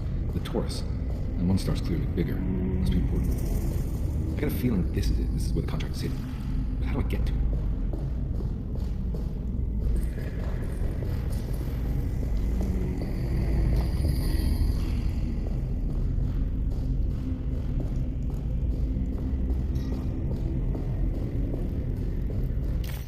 The Dark Man's temple was buried beneath the sand, a cursed and dark place. Every step felt ill-considered. Conby needed to find the contract that Jeremy signed with the Dark Man and get the hell out of here before he went completely mad.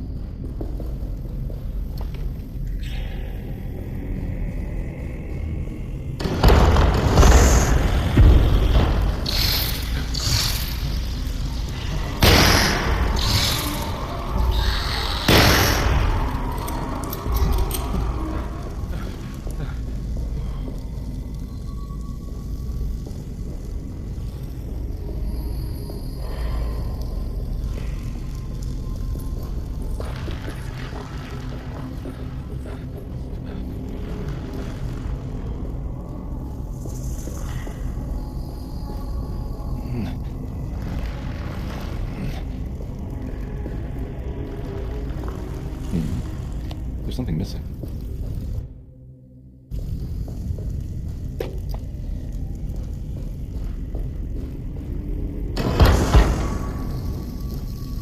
This one looks operational.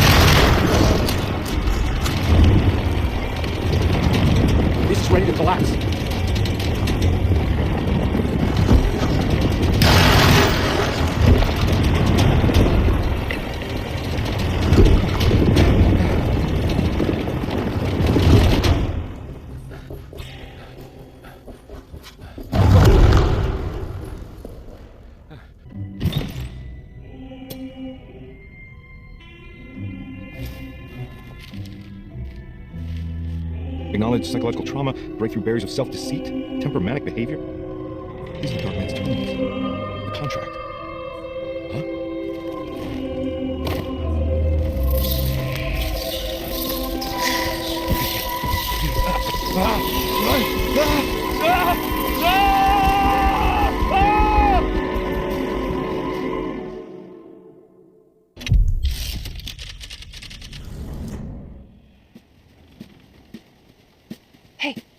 Hey, detective? What are you doing? Oh, I found something. Great. Was it alcohol? God, no, I just got the wind knocked out of me. I think I know how to break the contract with the dark man. What exactly does that mean? Everything going back to normal. All right. I found some more information under Seto and the patients. There are some seriously strange things going on here. I'm pretty sure 2 of the patients are dead, and maybe even the clerk. Oh, yeah. I kind of just gave up on worrying about that. Well, just keep your eyes open, I suppose. What were you doing again? Jeremy made a pact with the dark man to keep all the madness locked inside your Seto. All right. I'm gonna break it. I just have to... Where is it? Where's the talisman? It's around your neck. Ah! I worry, detective. Don't, I'm fine. I worry that you're not much help on this case. At least you're a good distraction. Trust me, you're getting your money's worth. At this rate, I'm an absolute bargain.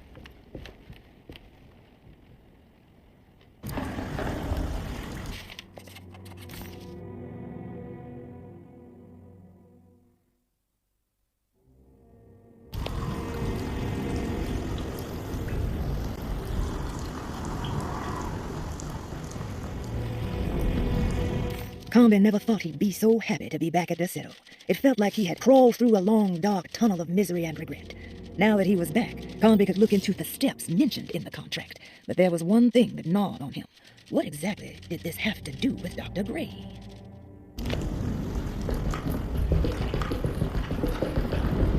Just what this evening needed. Some ambiance.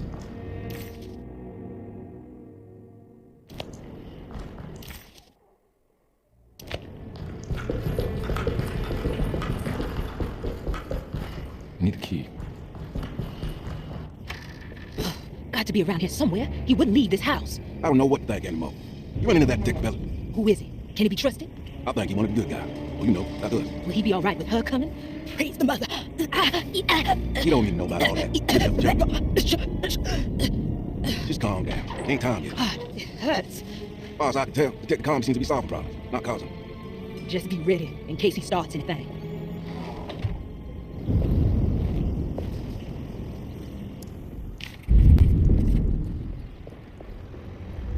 The 2 orderlies still hadn't found Jeremy. Kambe figured this was good news. Emily had reminded him about some strange deaths at the Seto, and Kambe wasn't sure who he could trust.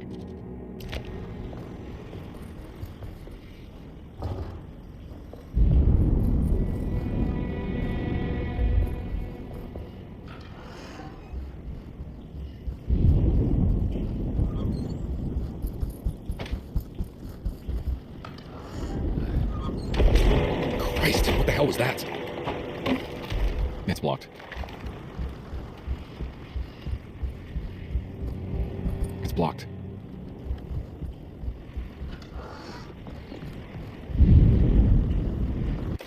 Lunacy in the Astarte artist colony.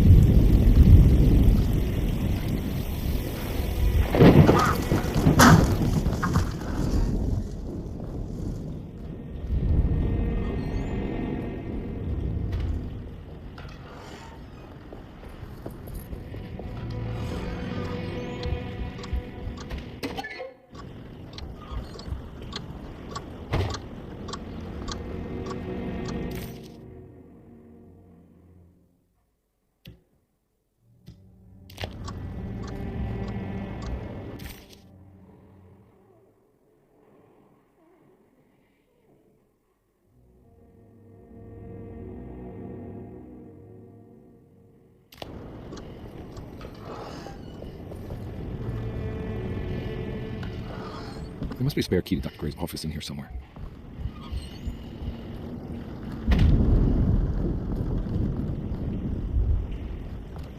I don't have the combination for this. But maybe Jeremy did.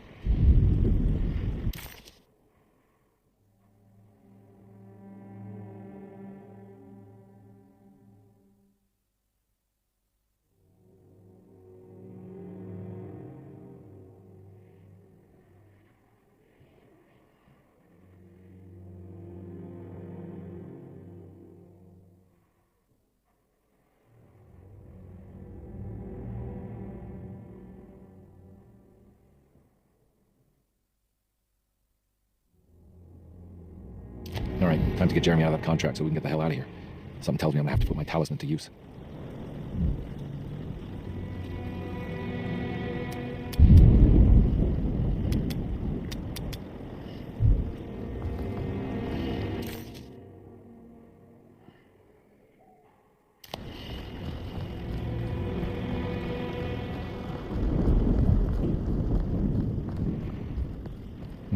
I need the key. Every night the dark man stands opaque at the threshold of my room, counting the days until my spirit... How did you first come to understand such things, Senora? How did you know that the battered boil in the basement would lead me to Lafayette Cemetery?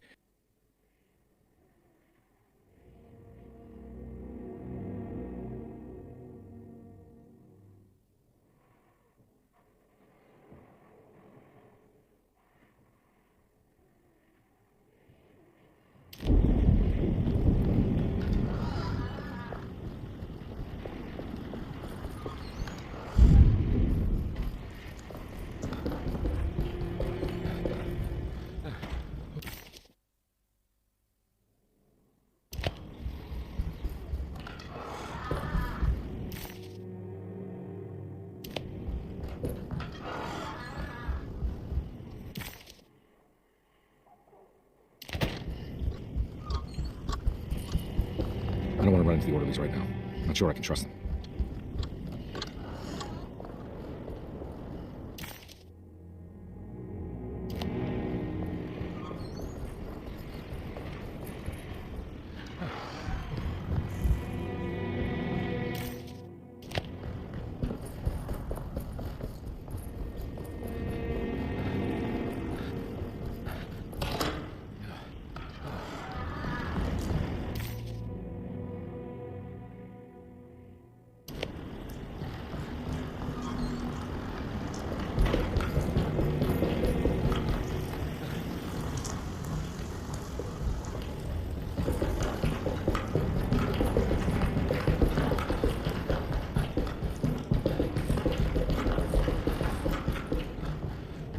I need the key.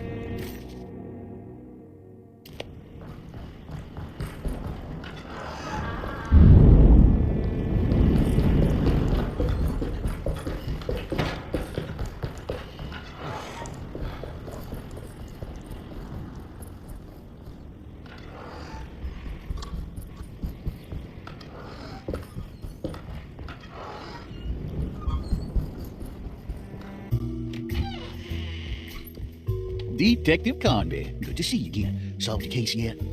I'm trying. Hey, Grace, you okay? Oh, she is just peachy, Detective. Are you looking forward to the Feast of St. John, Grace? I can't wait. Kids, ain't they great? What exactly are you planning for tonight?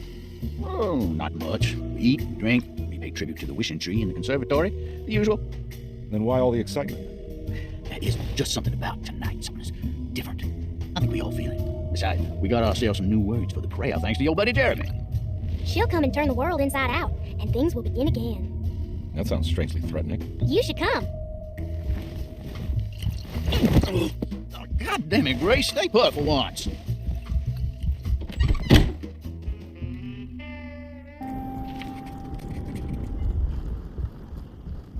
There's something missing. I better hold on to these. Wouldn't want them to get lost.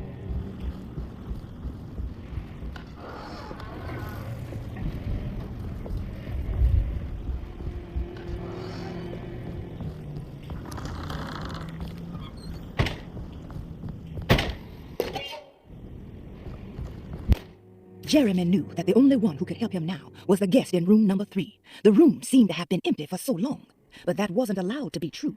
The story needed to be different. To include something from the outside, he would bring the guest back to room 3 and show them what was in that safe. 913. But those were not the right numbers. That was the combination for the safe in the clerk's office.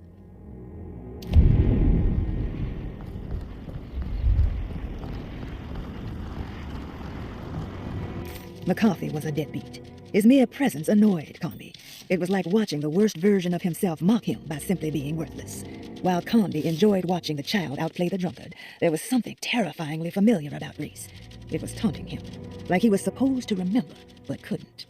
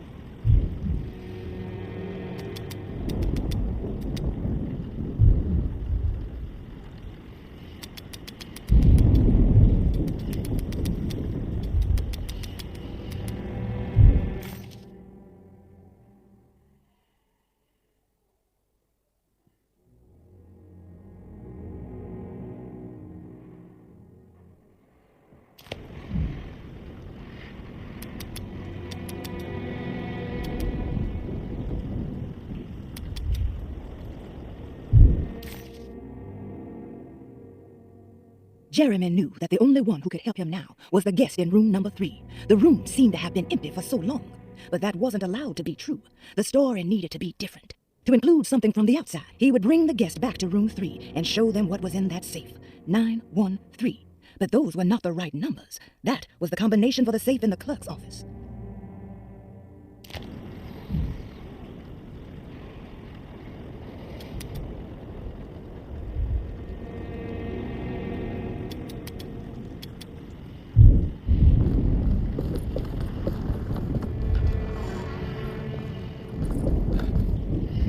I need the key.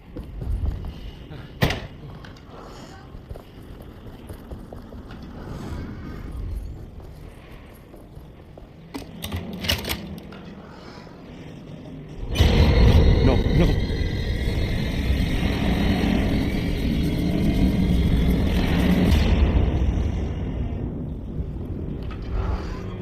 Surprisingly neat. Maybe I've been selling that old barfly short. Looks like McCarthy has something hidden inside. Sometimes I think this place makes me worse. That Desetto might be my grave. A coffin made of ostentatious architecture. A Taj Mahal for the drunken depressed. There's something about Desetto. Something about Dr. Gray. Like we all pretend that we're here to get better, when in fact we are here to be forgotten.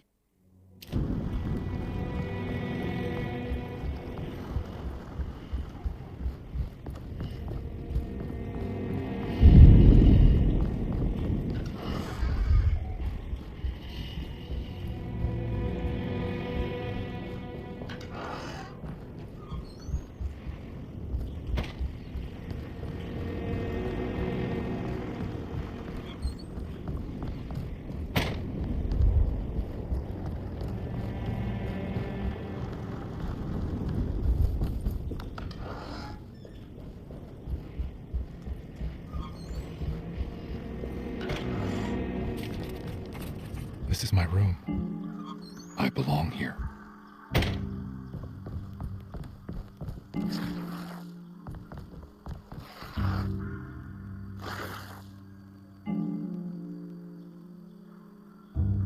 I know that number. Where's that from?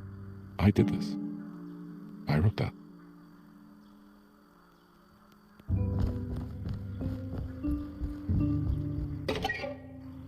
I recognize this view.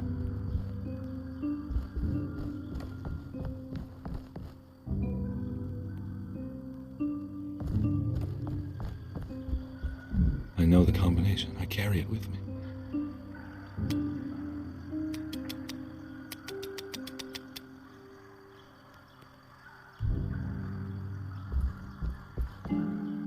The empty room always felt familiar. It had a mild fragrance of crushed leaves and wet sand that somehow convinced visitors that they belonged.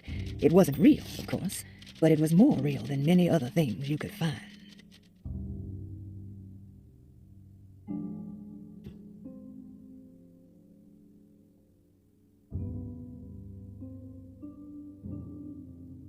Louisiana State Board of Private Investigator Examiners grants the following license to Edward Carnby, Decatur Street, New Orleans. License number 196692-LA. Good until May 15th, 1930.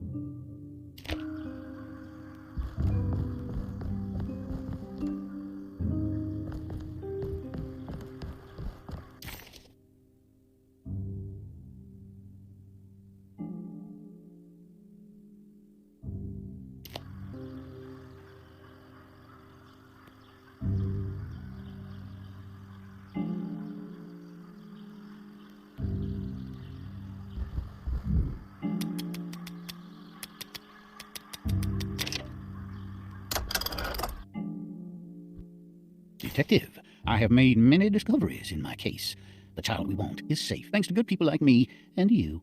We're so similar, but you don't see all the things I do. To find your man, Jeremy, you also need to look for the girl. It has always been that way. The young deliver us all. You should have a look in my room. There's a piece of the puzzle you will need. Take care now. My coffee. How long have I been here?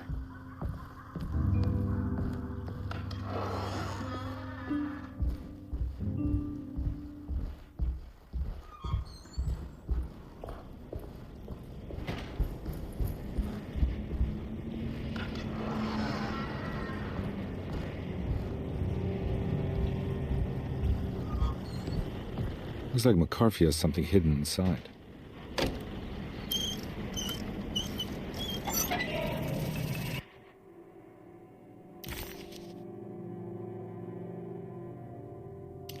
Why would McCarthy lock this up? Was he trying to keep Grace from completing the shame? If so, couldn't she have just made another drawing?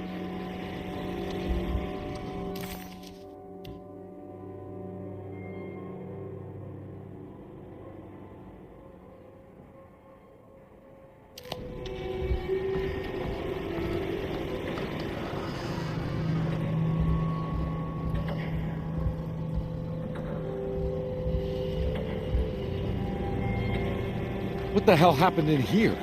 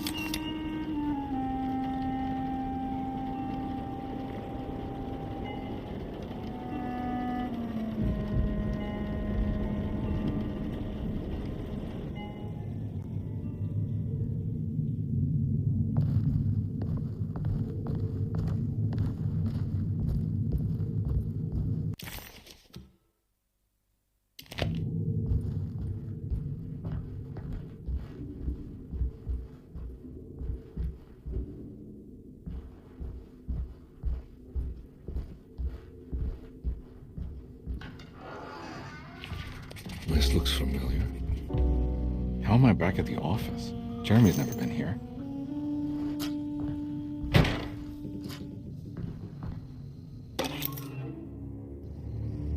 That's me, isn't it?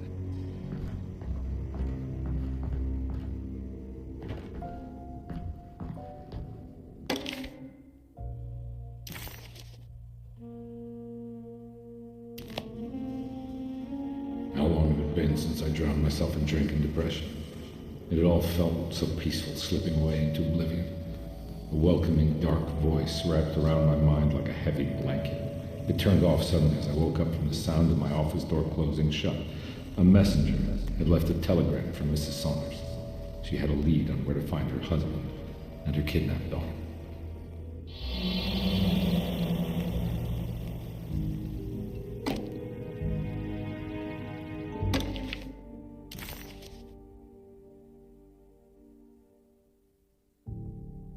God, I used to drink so much back then. When was that?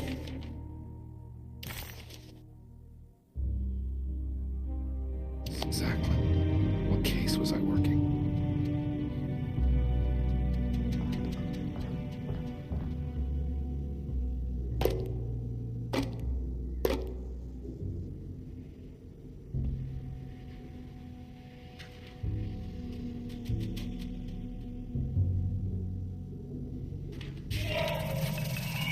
I remember this case.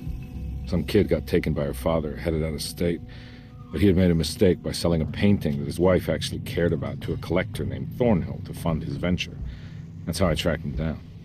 At least I think so.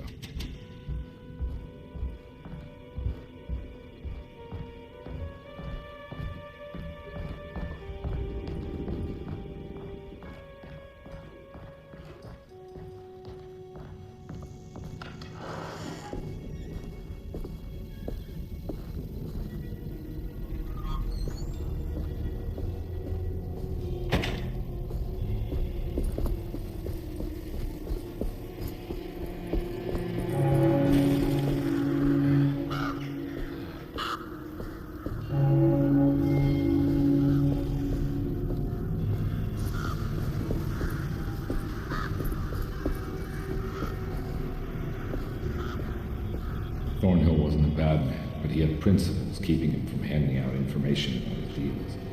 So he needed some convincing.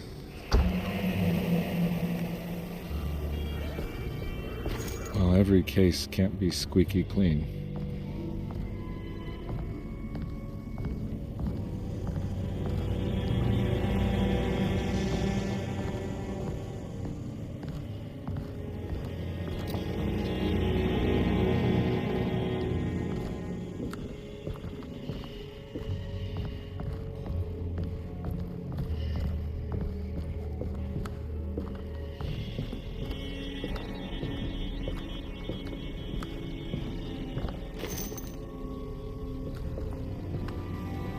Mr. Saunders had sold a valuable painting to Thornhill, hoping the money would carry him to wherever he was going. The painting, now leaning on an easel in Thornhill's bedroom, had a certain mesmerizing gloom that seemed to call out to me, telling me I was needed for something important. I felt myself falling into the painting, only being brought back by Thornhill, thrusting an address to a Hotel St. George into my hand, and asking me to get the hell out. I don't remember this at all, but I can't say it didn't happen.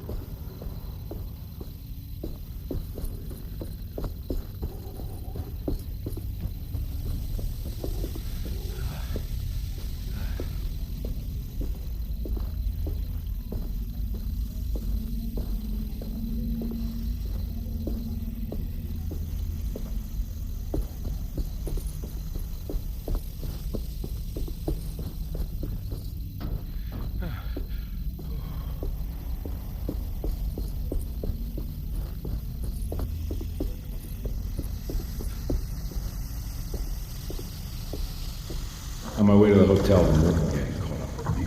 I owed them money, a lot of it. I can't remember what for. Probably some dumb gambling debt growing in size for each payment missed. I punched one of them out, and I sent the others packing. It was a stupid move. They'd be back.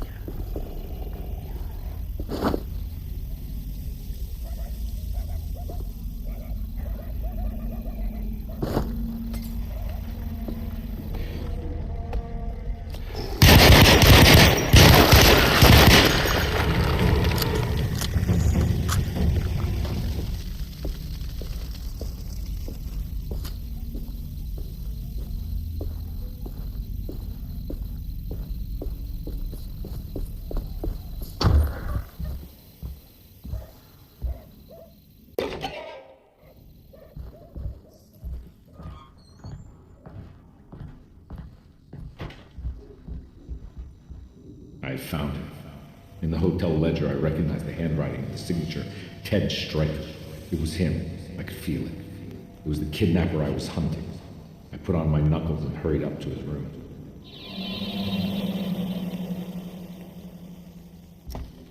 Something about that name, Ted Stryker, rings a bell.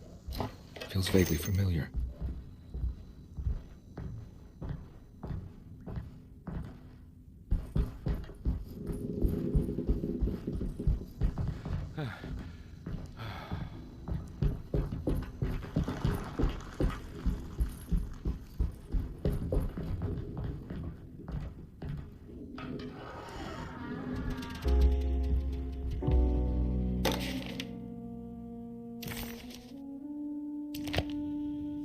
I recognize this room, but I didn't catch up with them here. I must have followed them. But where?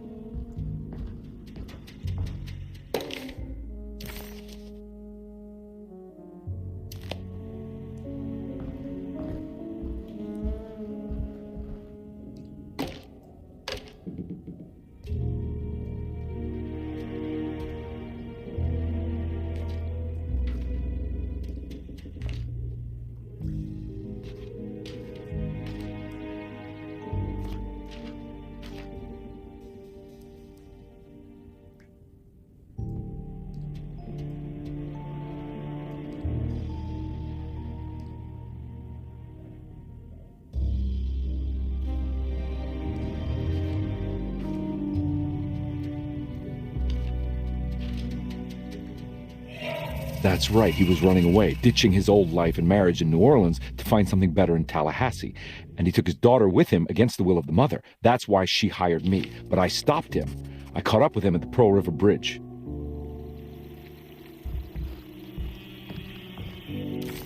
Detective Comby didn't recognize the bridge across Pearl River.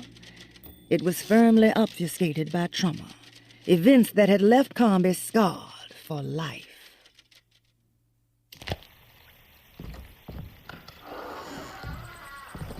Pearl River. This is where I caught up with them.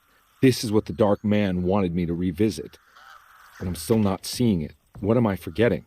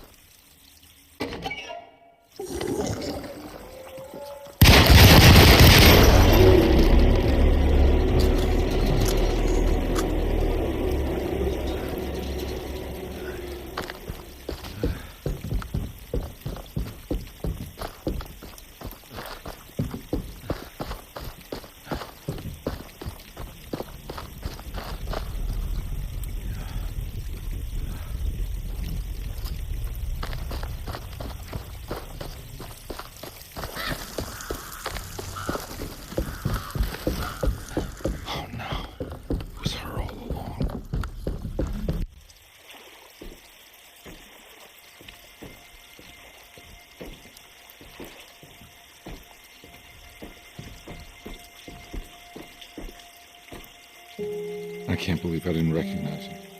I looked a little different back then, I suppose. Was any of this real? How do you mean? This day, just... so much is happening. I can't... I think I've lost my head. Do you need me to apologize? I mean... I am sorry. I don't think I need to begin to explain. You're just a kid, Grace. I'm really sorry. I didn't mean for it to happen. Lies. More lies. No, really. I thought I was being a good guy by handing you over to your mother. I didn't know. I couldn't have known that she wouldn't care about you. I don't know how this works. What is this for? Some form of admission of guilt. Maybe acceptance. It's what the Dark Man wants. I guess we just watch my father die again then. You think he's alive? I know he is. He's down there, scared that he won't be able to get out. That he will drown with his daughter again. What are you saying? We gotta save him. We? Do it yourself. I'm down there with him, remember?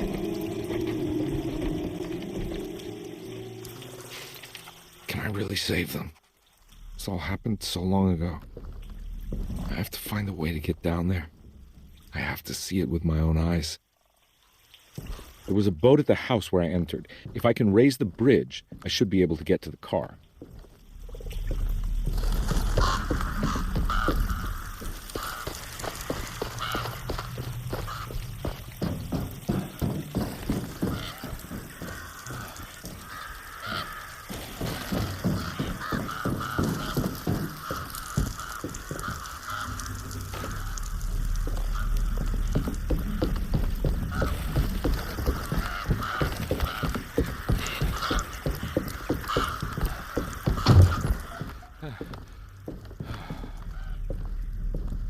This must be where the bridge is operated. Nothing's happening. It's like something's holding it back.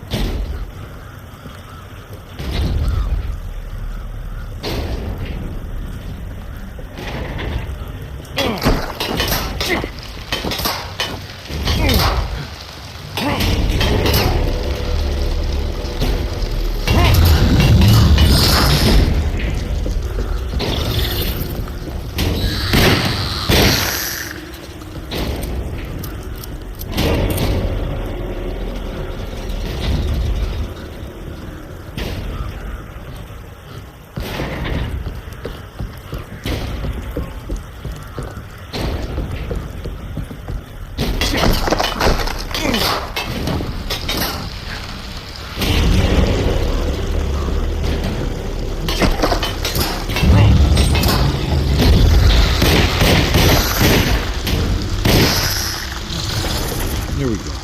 I should be able to pilot the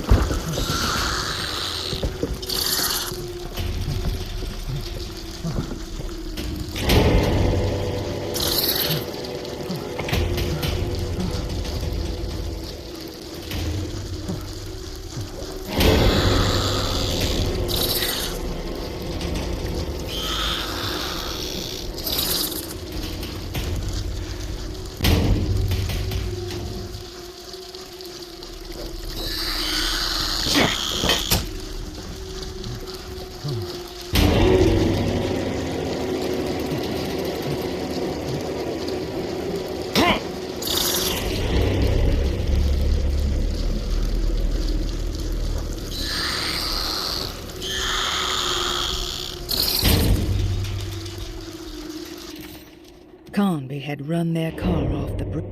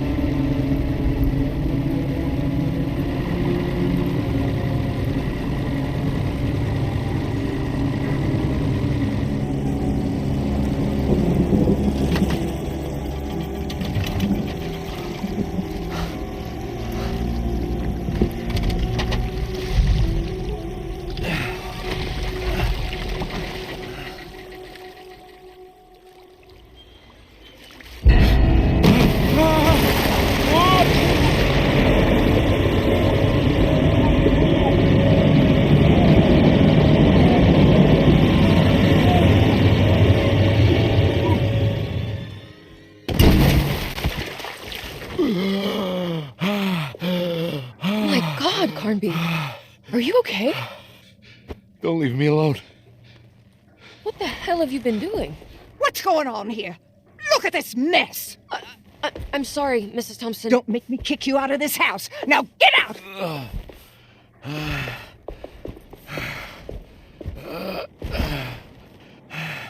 Hey, Detective.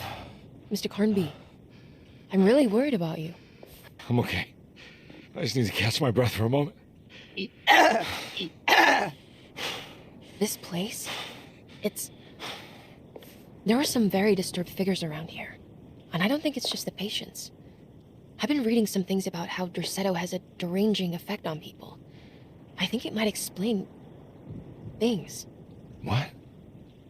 Just take it easy, okay? I'm gonna go find a way into Dr. Gray's apartment. I want to know what he's hiding. Emily, don't worry. I think I'm close. I'm gonna set everything right. Just be careful.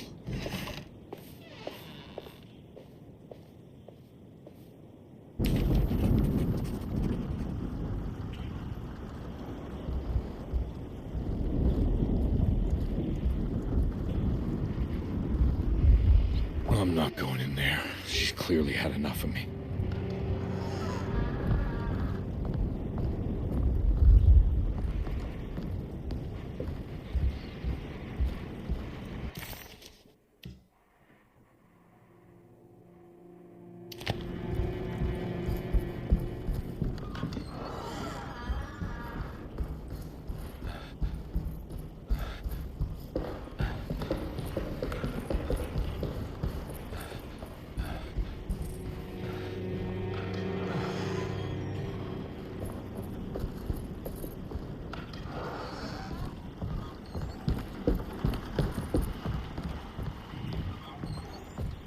I don't have the combination for this. But maybe Jeremy did.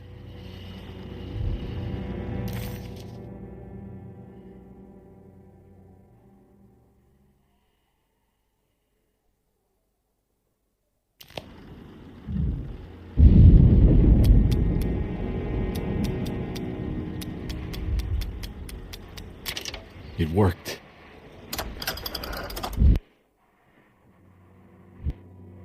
The last guest in the empty room suffered from severe maladaptation. I must write this down, because if I understand the condition sufficiently, it could make me deny this fact at a later date, and there is reason for me to think I may come to suffer the consequences from this dysfunction, as some who came in contact with the guest seemed to adopt a new worldview in which everything was predetermined but broken. Upon accepting this worldview, some memories became unmanageable and later rejected. I do not know what this means. I cannot even remember the fate of the guest. I think they were simply misplaced one day and forgotten. Just like all documents pertaining to this guest, they have all been destroyed, or they never existed in the first place. Who wrote this? There has never been a guest in the empty room.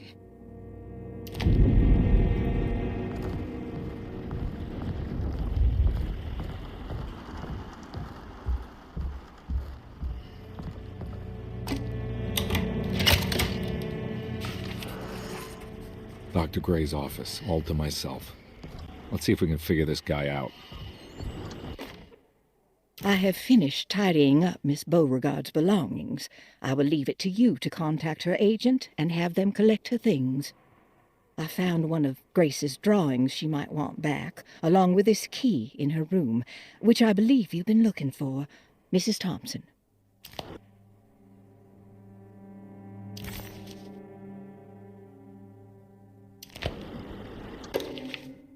This is where McCarthy has hidden my favorite young. It's very important.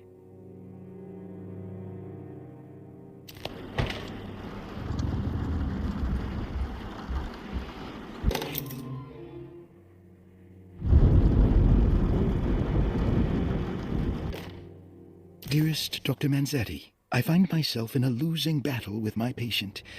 As I've disclosed in my previous letter, his delusions have him completely captured. It's bad enough that he is torturing himself with paranoia, but his madness turns out to be quite persuasive to others, effectively laying the ground for mass delusion.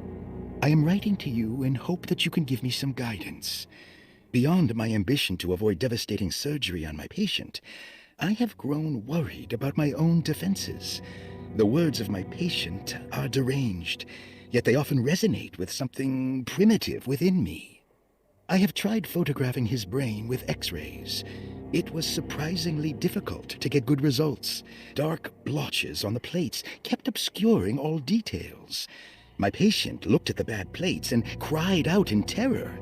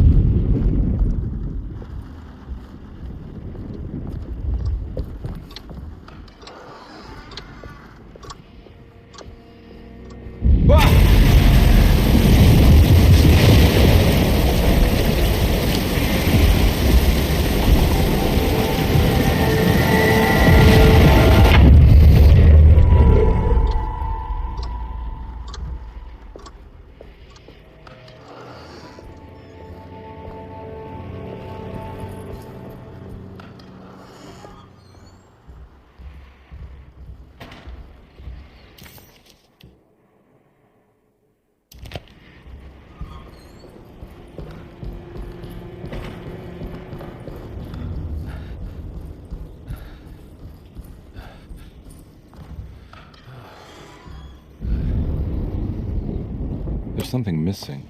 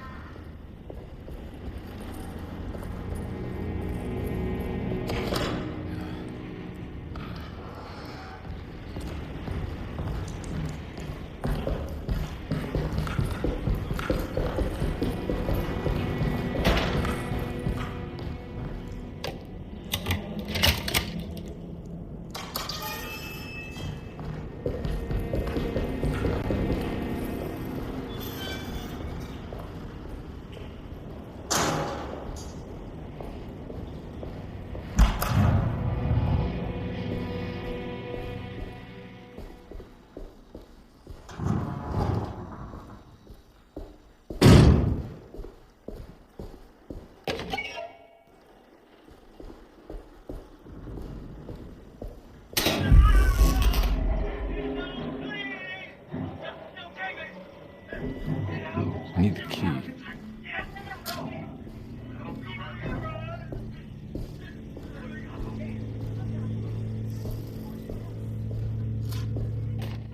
Radiography, patient. Hypothetical psychosurgery based on the ideas by Burkhardt and the St. Petersburg research.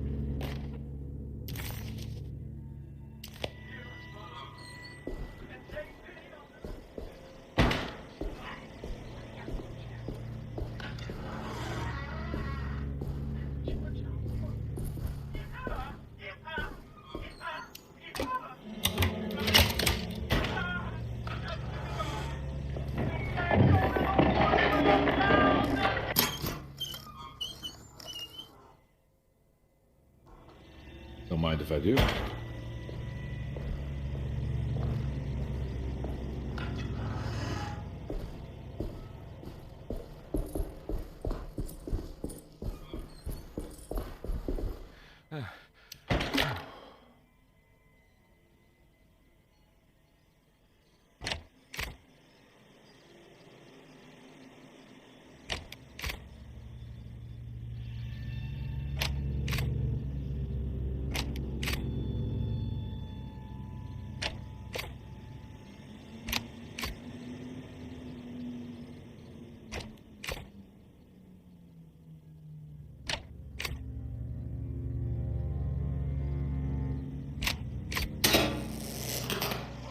That's better.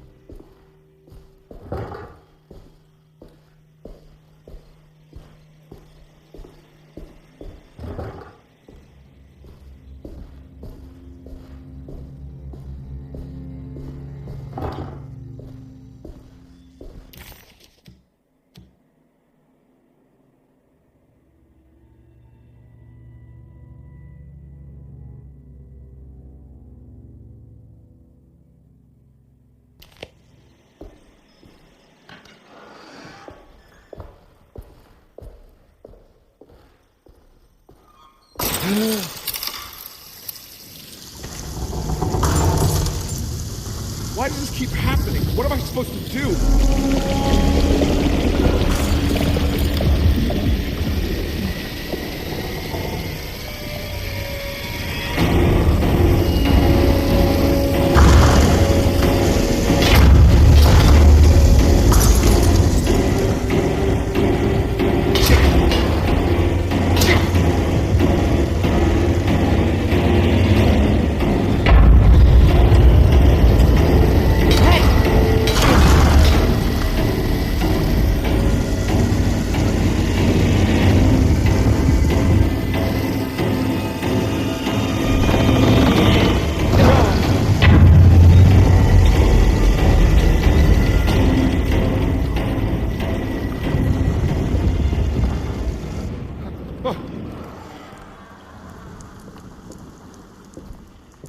And we're back here. Well, perfect time to have a look around this place.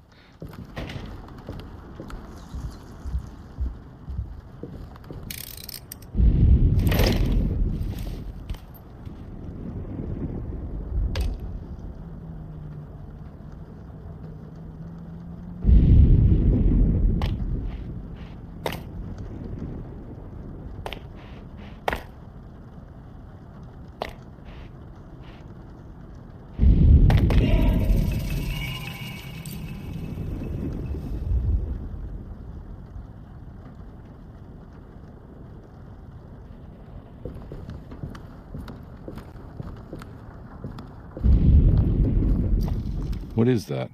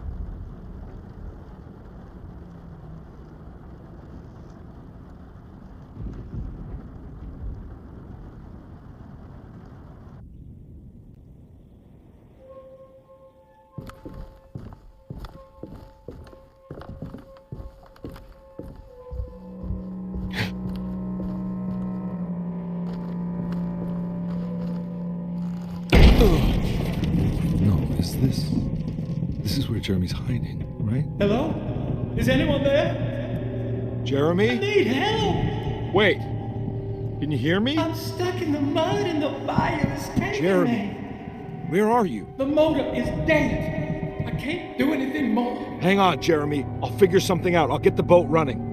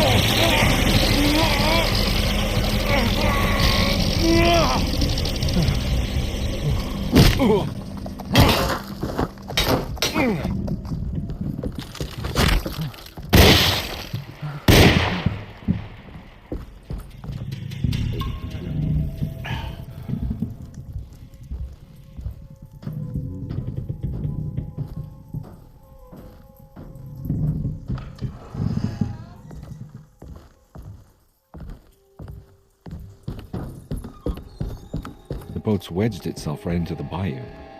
If I get the motor started, I could try reversing back into the river.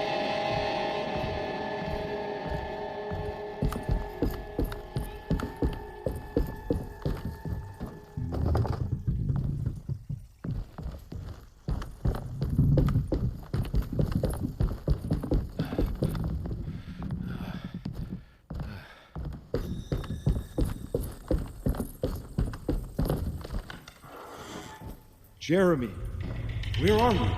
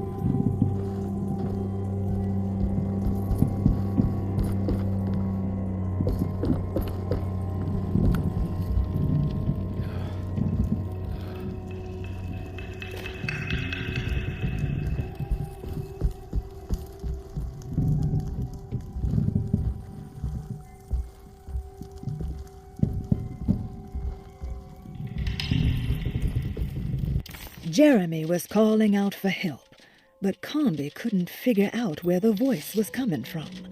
For a moment, Comby wondered if the boat itself was Jeremy, or if he was below it somehow. It didn't matter right now. Jeremy was clear on one thing. He wanted Comby to get the steamboat running and out of the mud.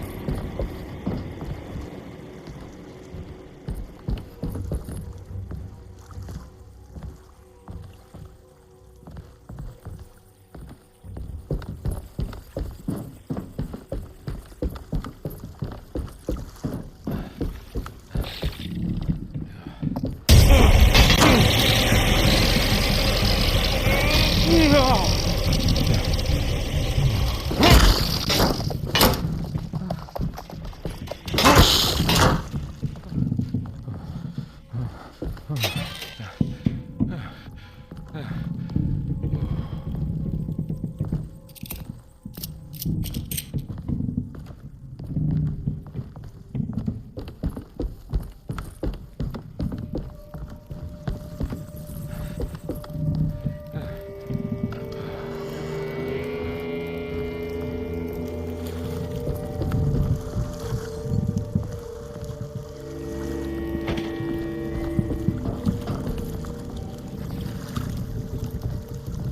pretty weak. I just need something to break it.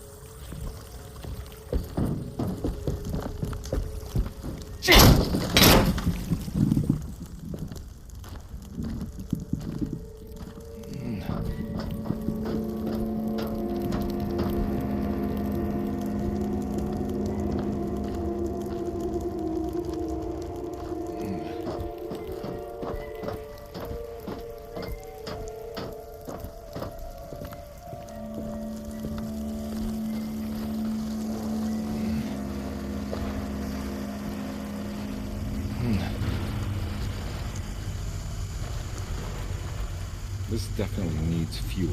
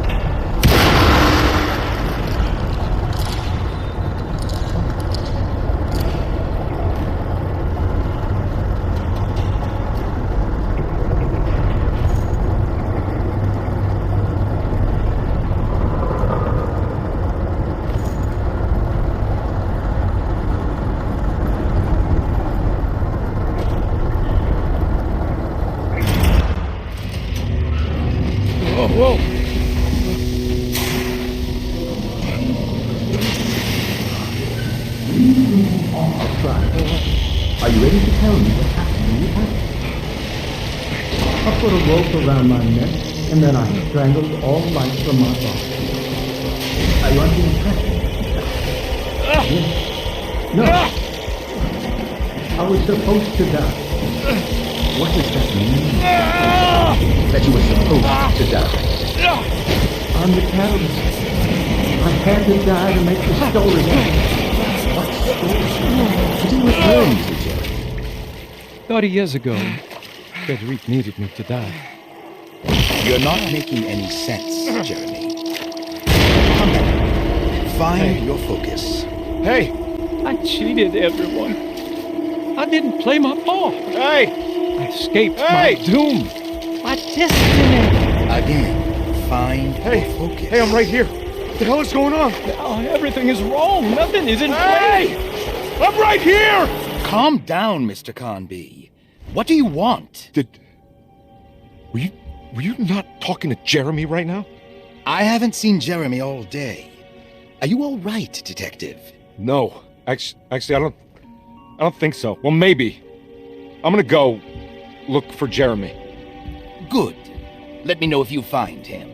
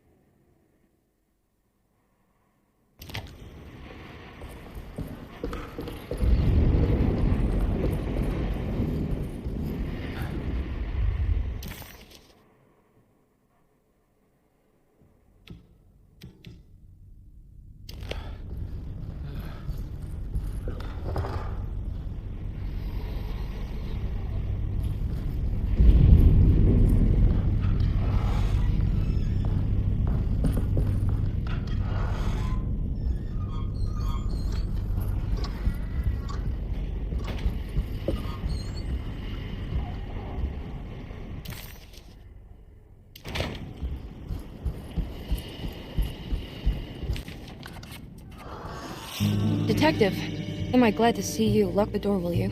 I don't think Dr. Gray would appreciate us snooping around. What's going on here? This feels so strange.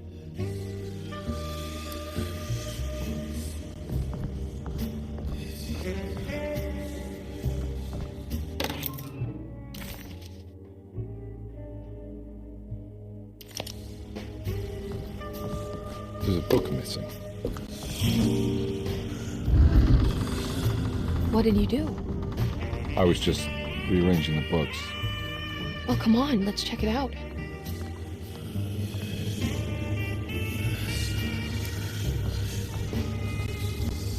I think I'm beginning to understand. Dr. Gray is dealing with some kind of mass delusion.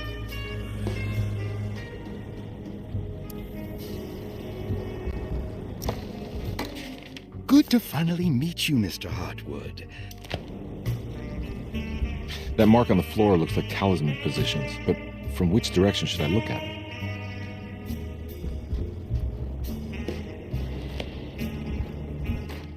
The snake dagger.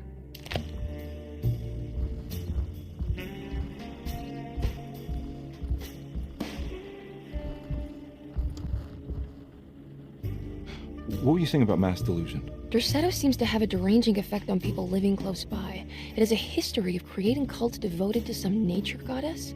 Even the name Derceto refers to the cult existing here before the Civil War. Derceto was the name of an ancient fertility goddess worshipped in Syria. Dr. Gray and his friends, however, seem to prefer the black goat of the woods with 1,000 young, or Shub-Nigroth. And that name can only have come from my uncle's twisted mind.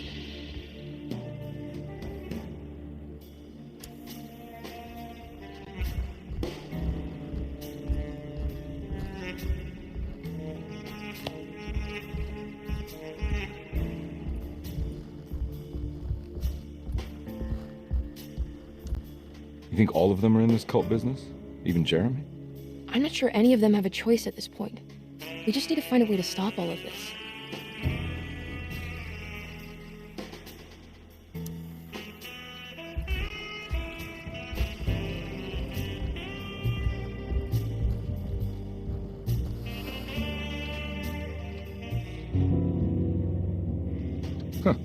Has that been there this whole time?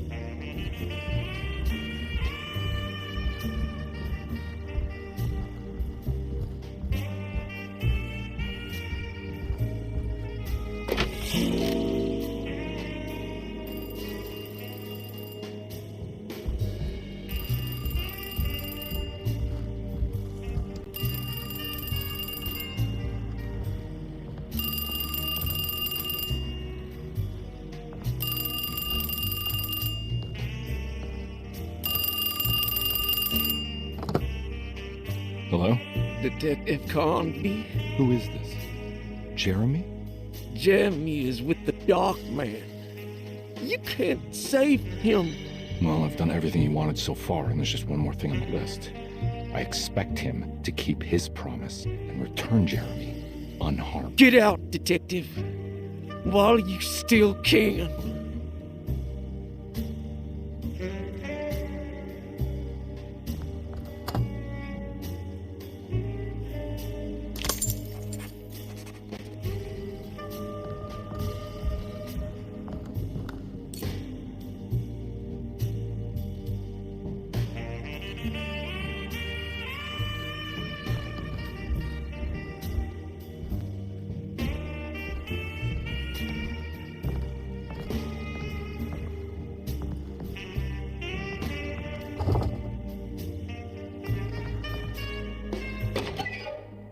Hey.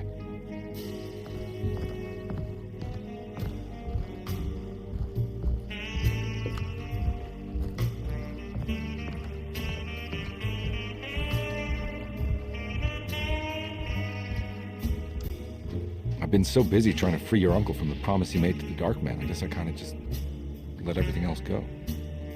Don't worry, Detective. I feel like we're close. I'm sure Jeremy will turn up.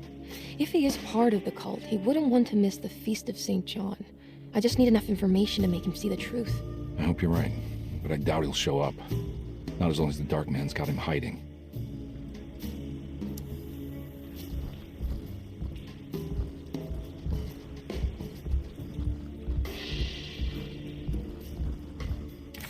Detective Conby wanted nothing more than to make sense of it all, but clearly that was not in the cards right now.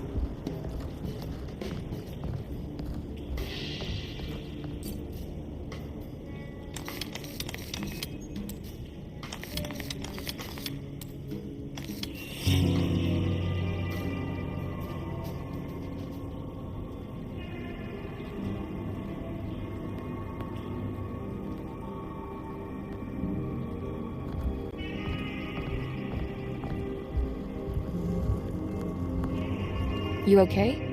You look a little frazzled. Just stupid telephone. I know. I tried calling the police earlier. The telephone is completely dead. It's not... Yeah, no, the telephone isn't working.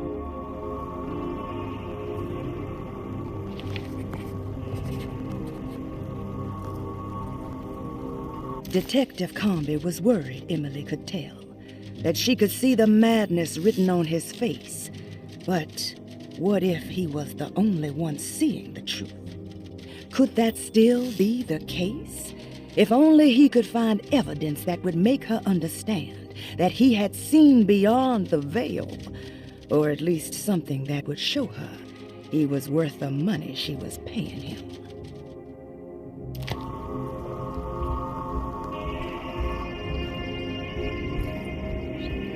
Miss Hartwood, I think you're gonna want to see this. Is there something in the closet? Yeah, there is. You don't see the very obvious gate leading to whatever Jeremy's madness is serving up next? I don't understand. Are you making some kind of fashion metaphor? I'm sorry, I don't have time for this. Can you just tell me what you're doing? You don't see this! It's fine. It's fine. Catch you later. Are you going inside the closet? Yeah. You got a problem with that? No. Do what you think is right, Detective.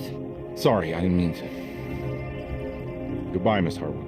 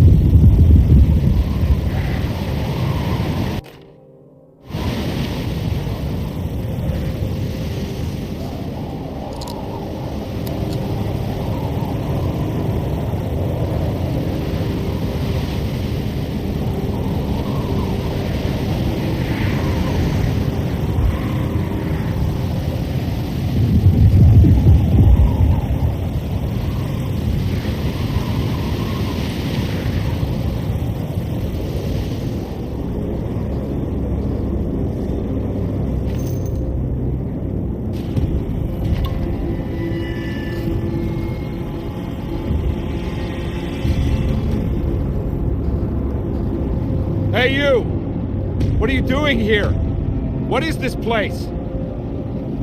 Turn back, Detective. You're not wanted here. Whoa, take it easy. I'm not your enemy.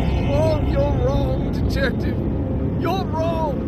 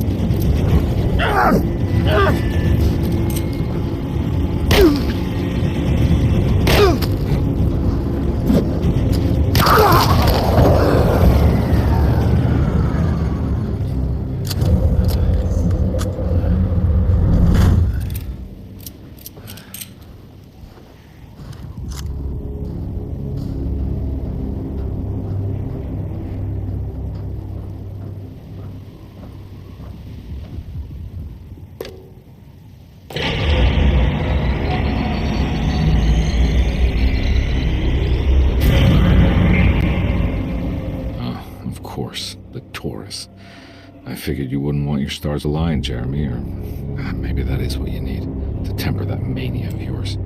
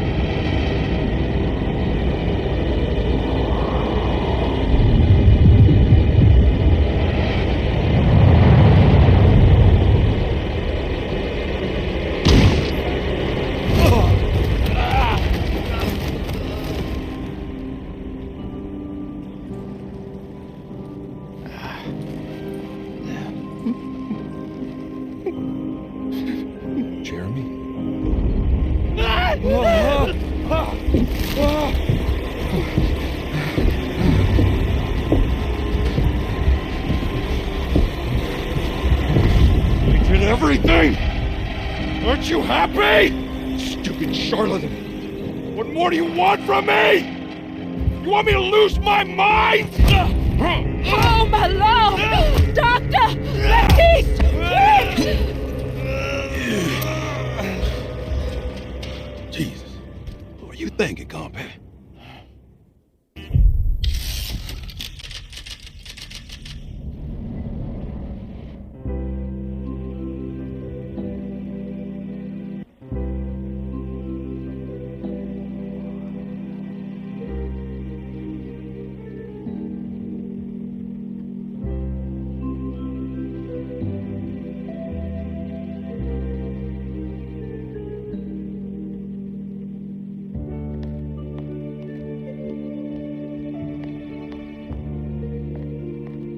awake? You are awake. Mr. Conby's up. Hey, buddy. I thought you'd be knocked out for the rest of the night. Come on out and join us, will you? I'll save you some gumbo. Good to have you back. You gave us all a good scare.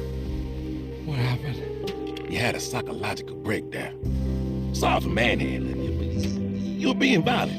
You stabbed Jeremy and then punched Dr. Gray. Are they okay? Jeremy's a little strange, but everything's back to normal. Really? All thanks to you, combat. You want to try standing up?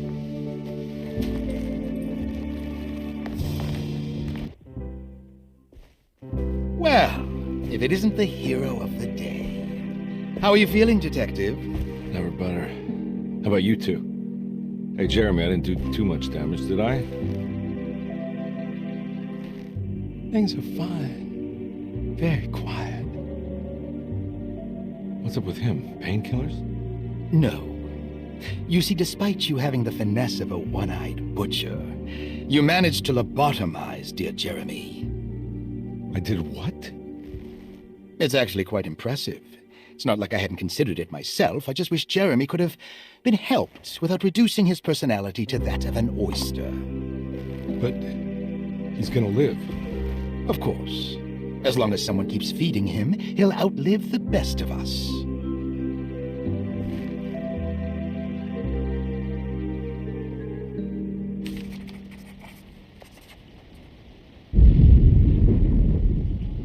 Everything was back to normal. Did any of it really happen? What had Conby actually been doing all night?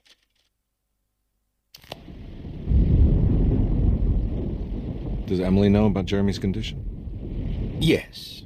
She seems to be handling it quite well under the circumstances.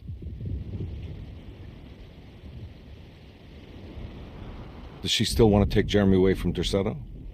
I will have to insist that you do. This is not that kind of institution.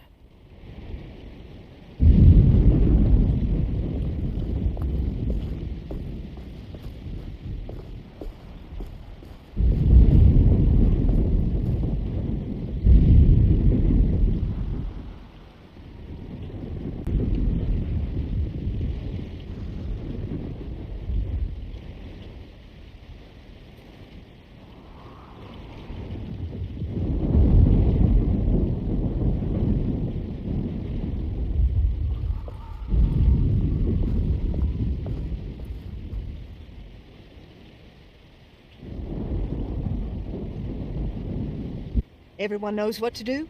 Y'all know the new words. Mrs. Thompson, we talked about this. I'm not sure everyone is comfortable. Doctor, I insist. This is important.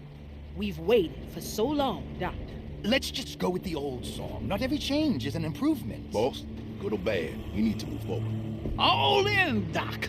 Let's bet it all. But we don't know what we're dealing with. It'll be okay, Doctor.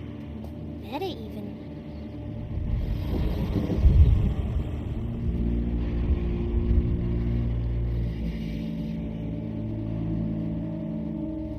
Ever their praises in abundance to the black goat of the woods.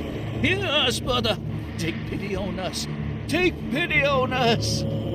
Ever their praises in abundance to the black goat of the woods. Hear us, mother, and take pity on us. Take pity on us. Ever their praises in abundance to the black goat of the woods. Hear us, mother,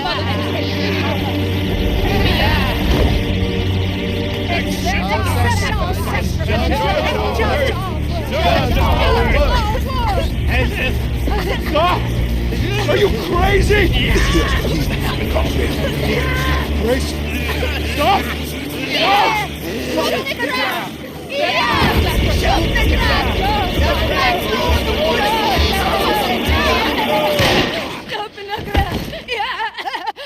Detective, get my uncle out of here.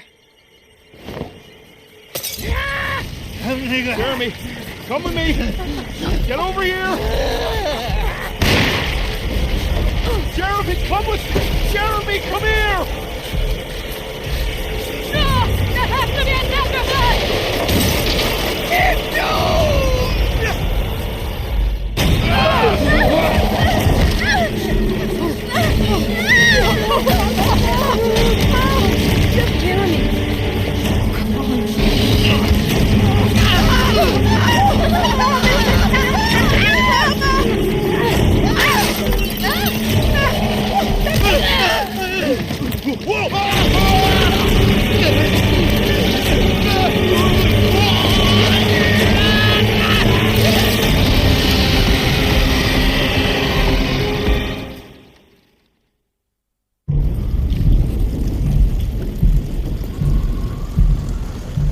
can't let that monster leave Derceto. I have to stop it.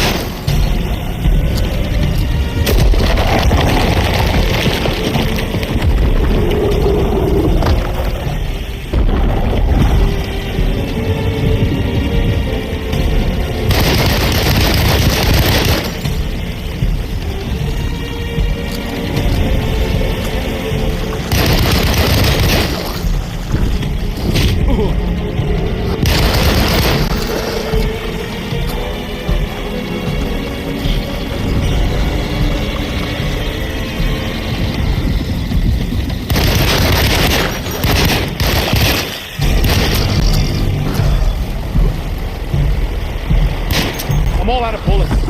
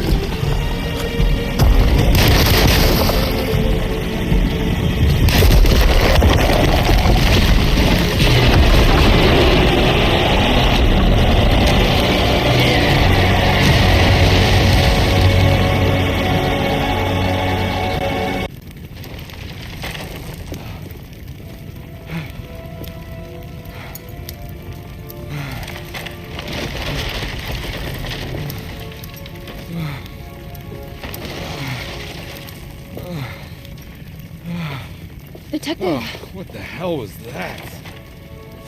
I tried to tell you. There was so much evidence. Their devotion to the Black Goat was like nothing I've ever seen before. I felt so dumb believing any of it, but I'm glad I did. Are you okay? Everything is out of order. This isn't the way the story goes. I shouldn't be alive. Yeah. Well, you're welcome, buddy. How are you doing, sweetie? I kinda like it. You ruined everything, but I'm not mad.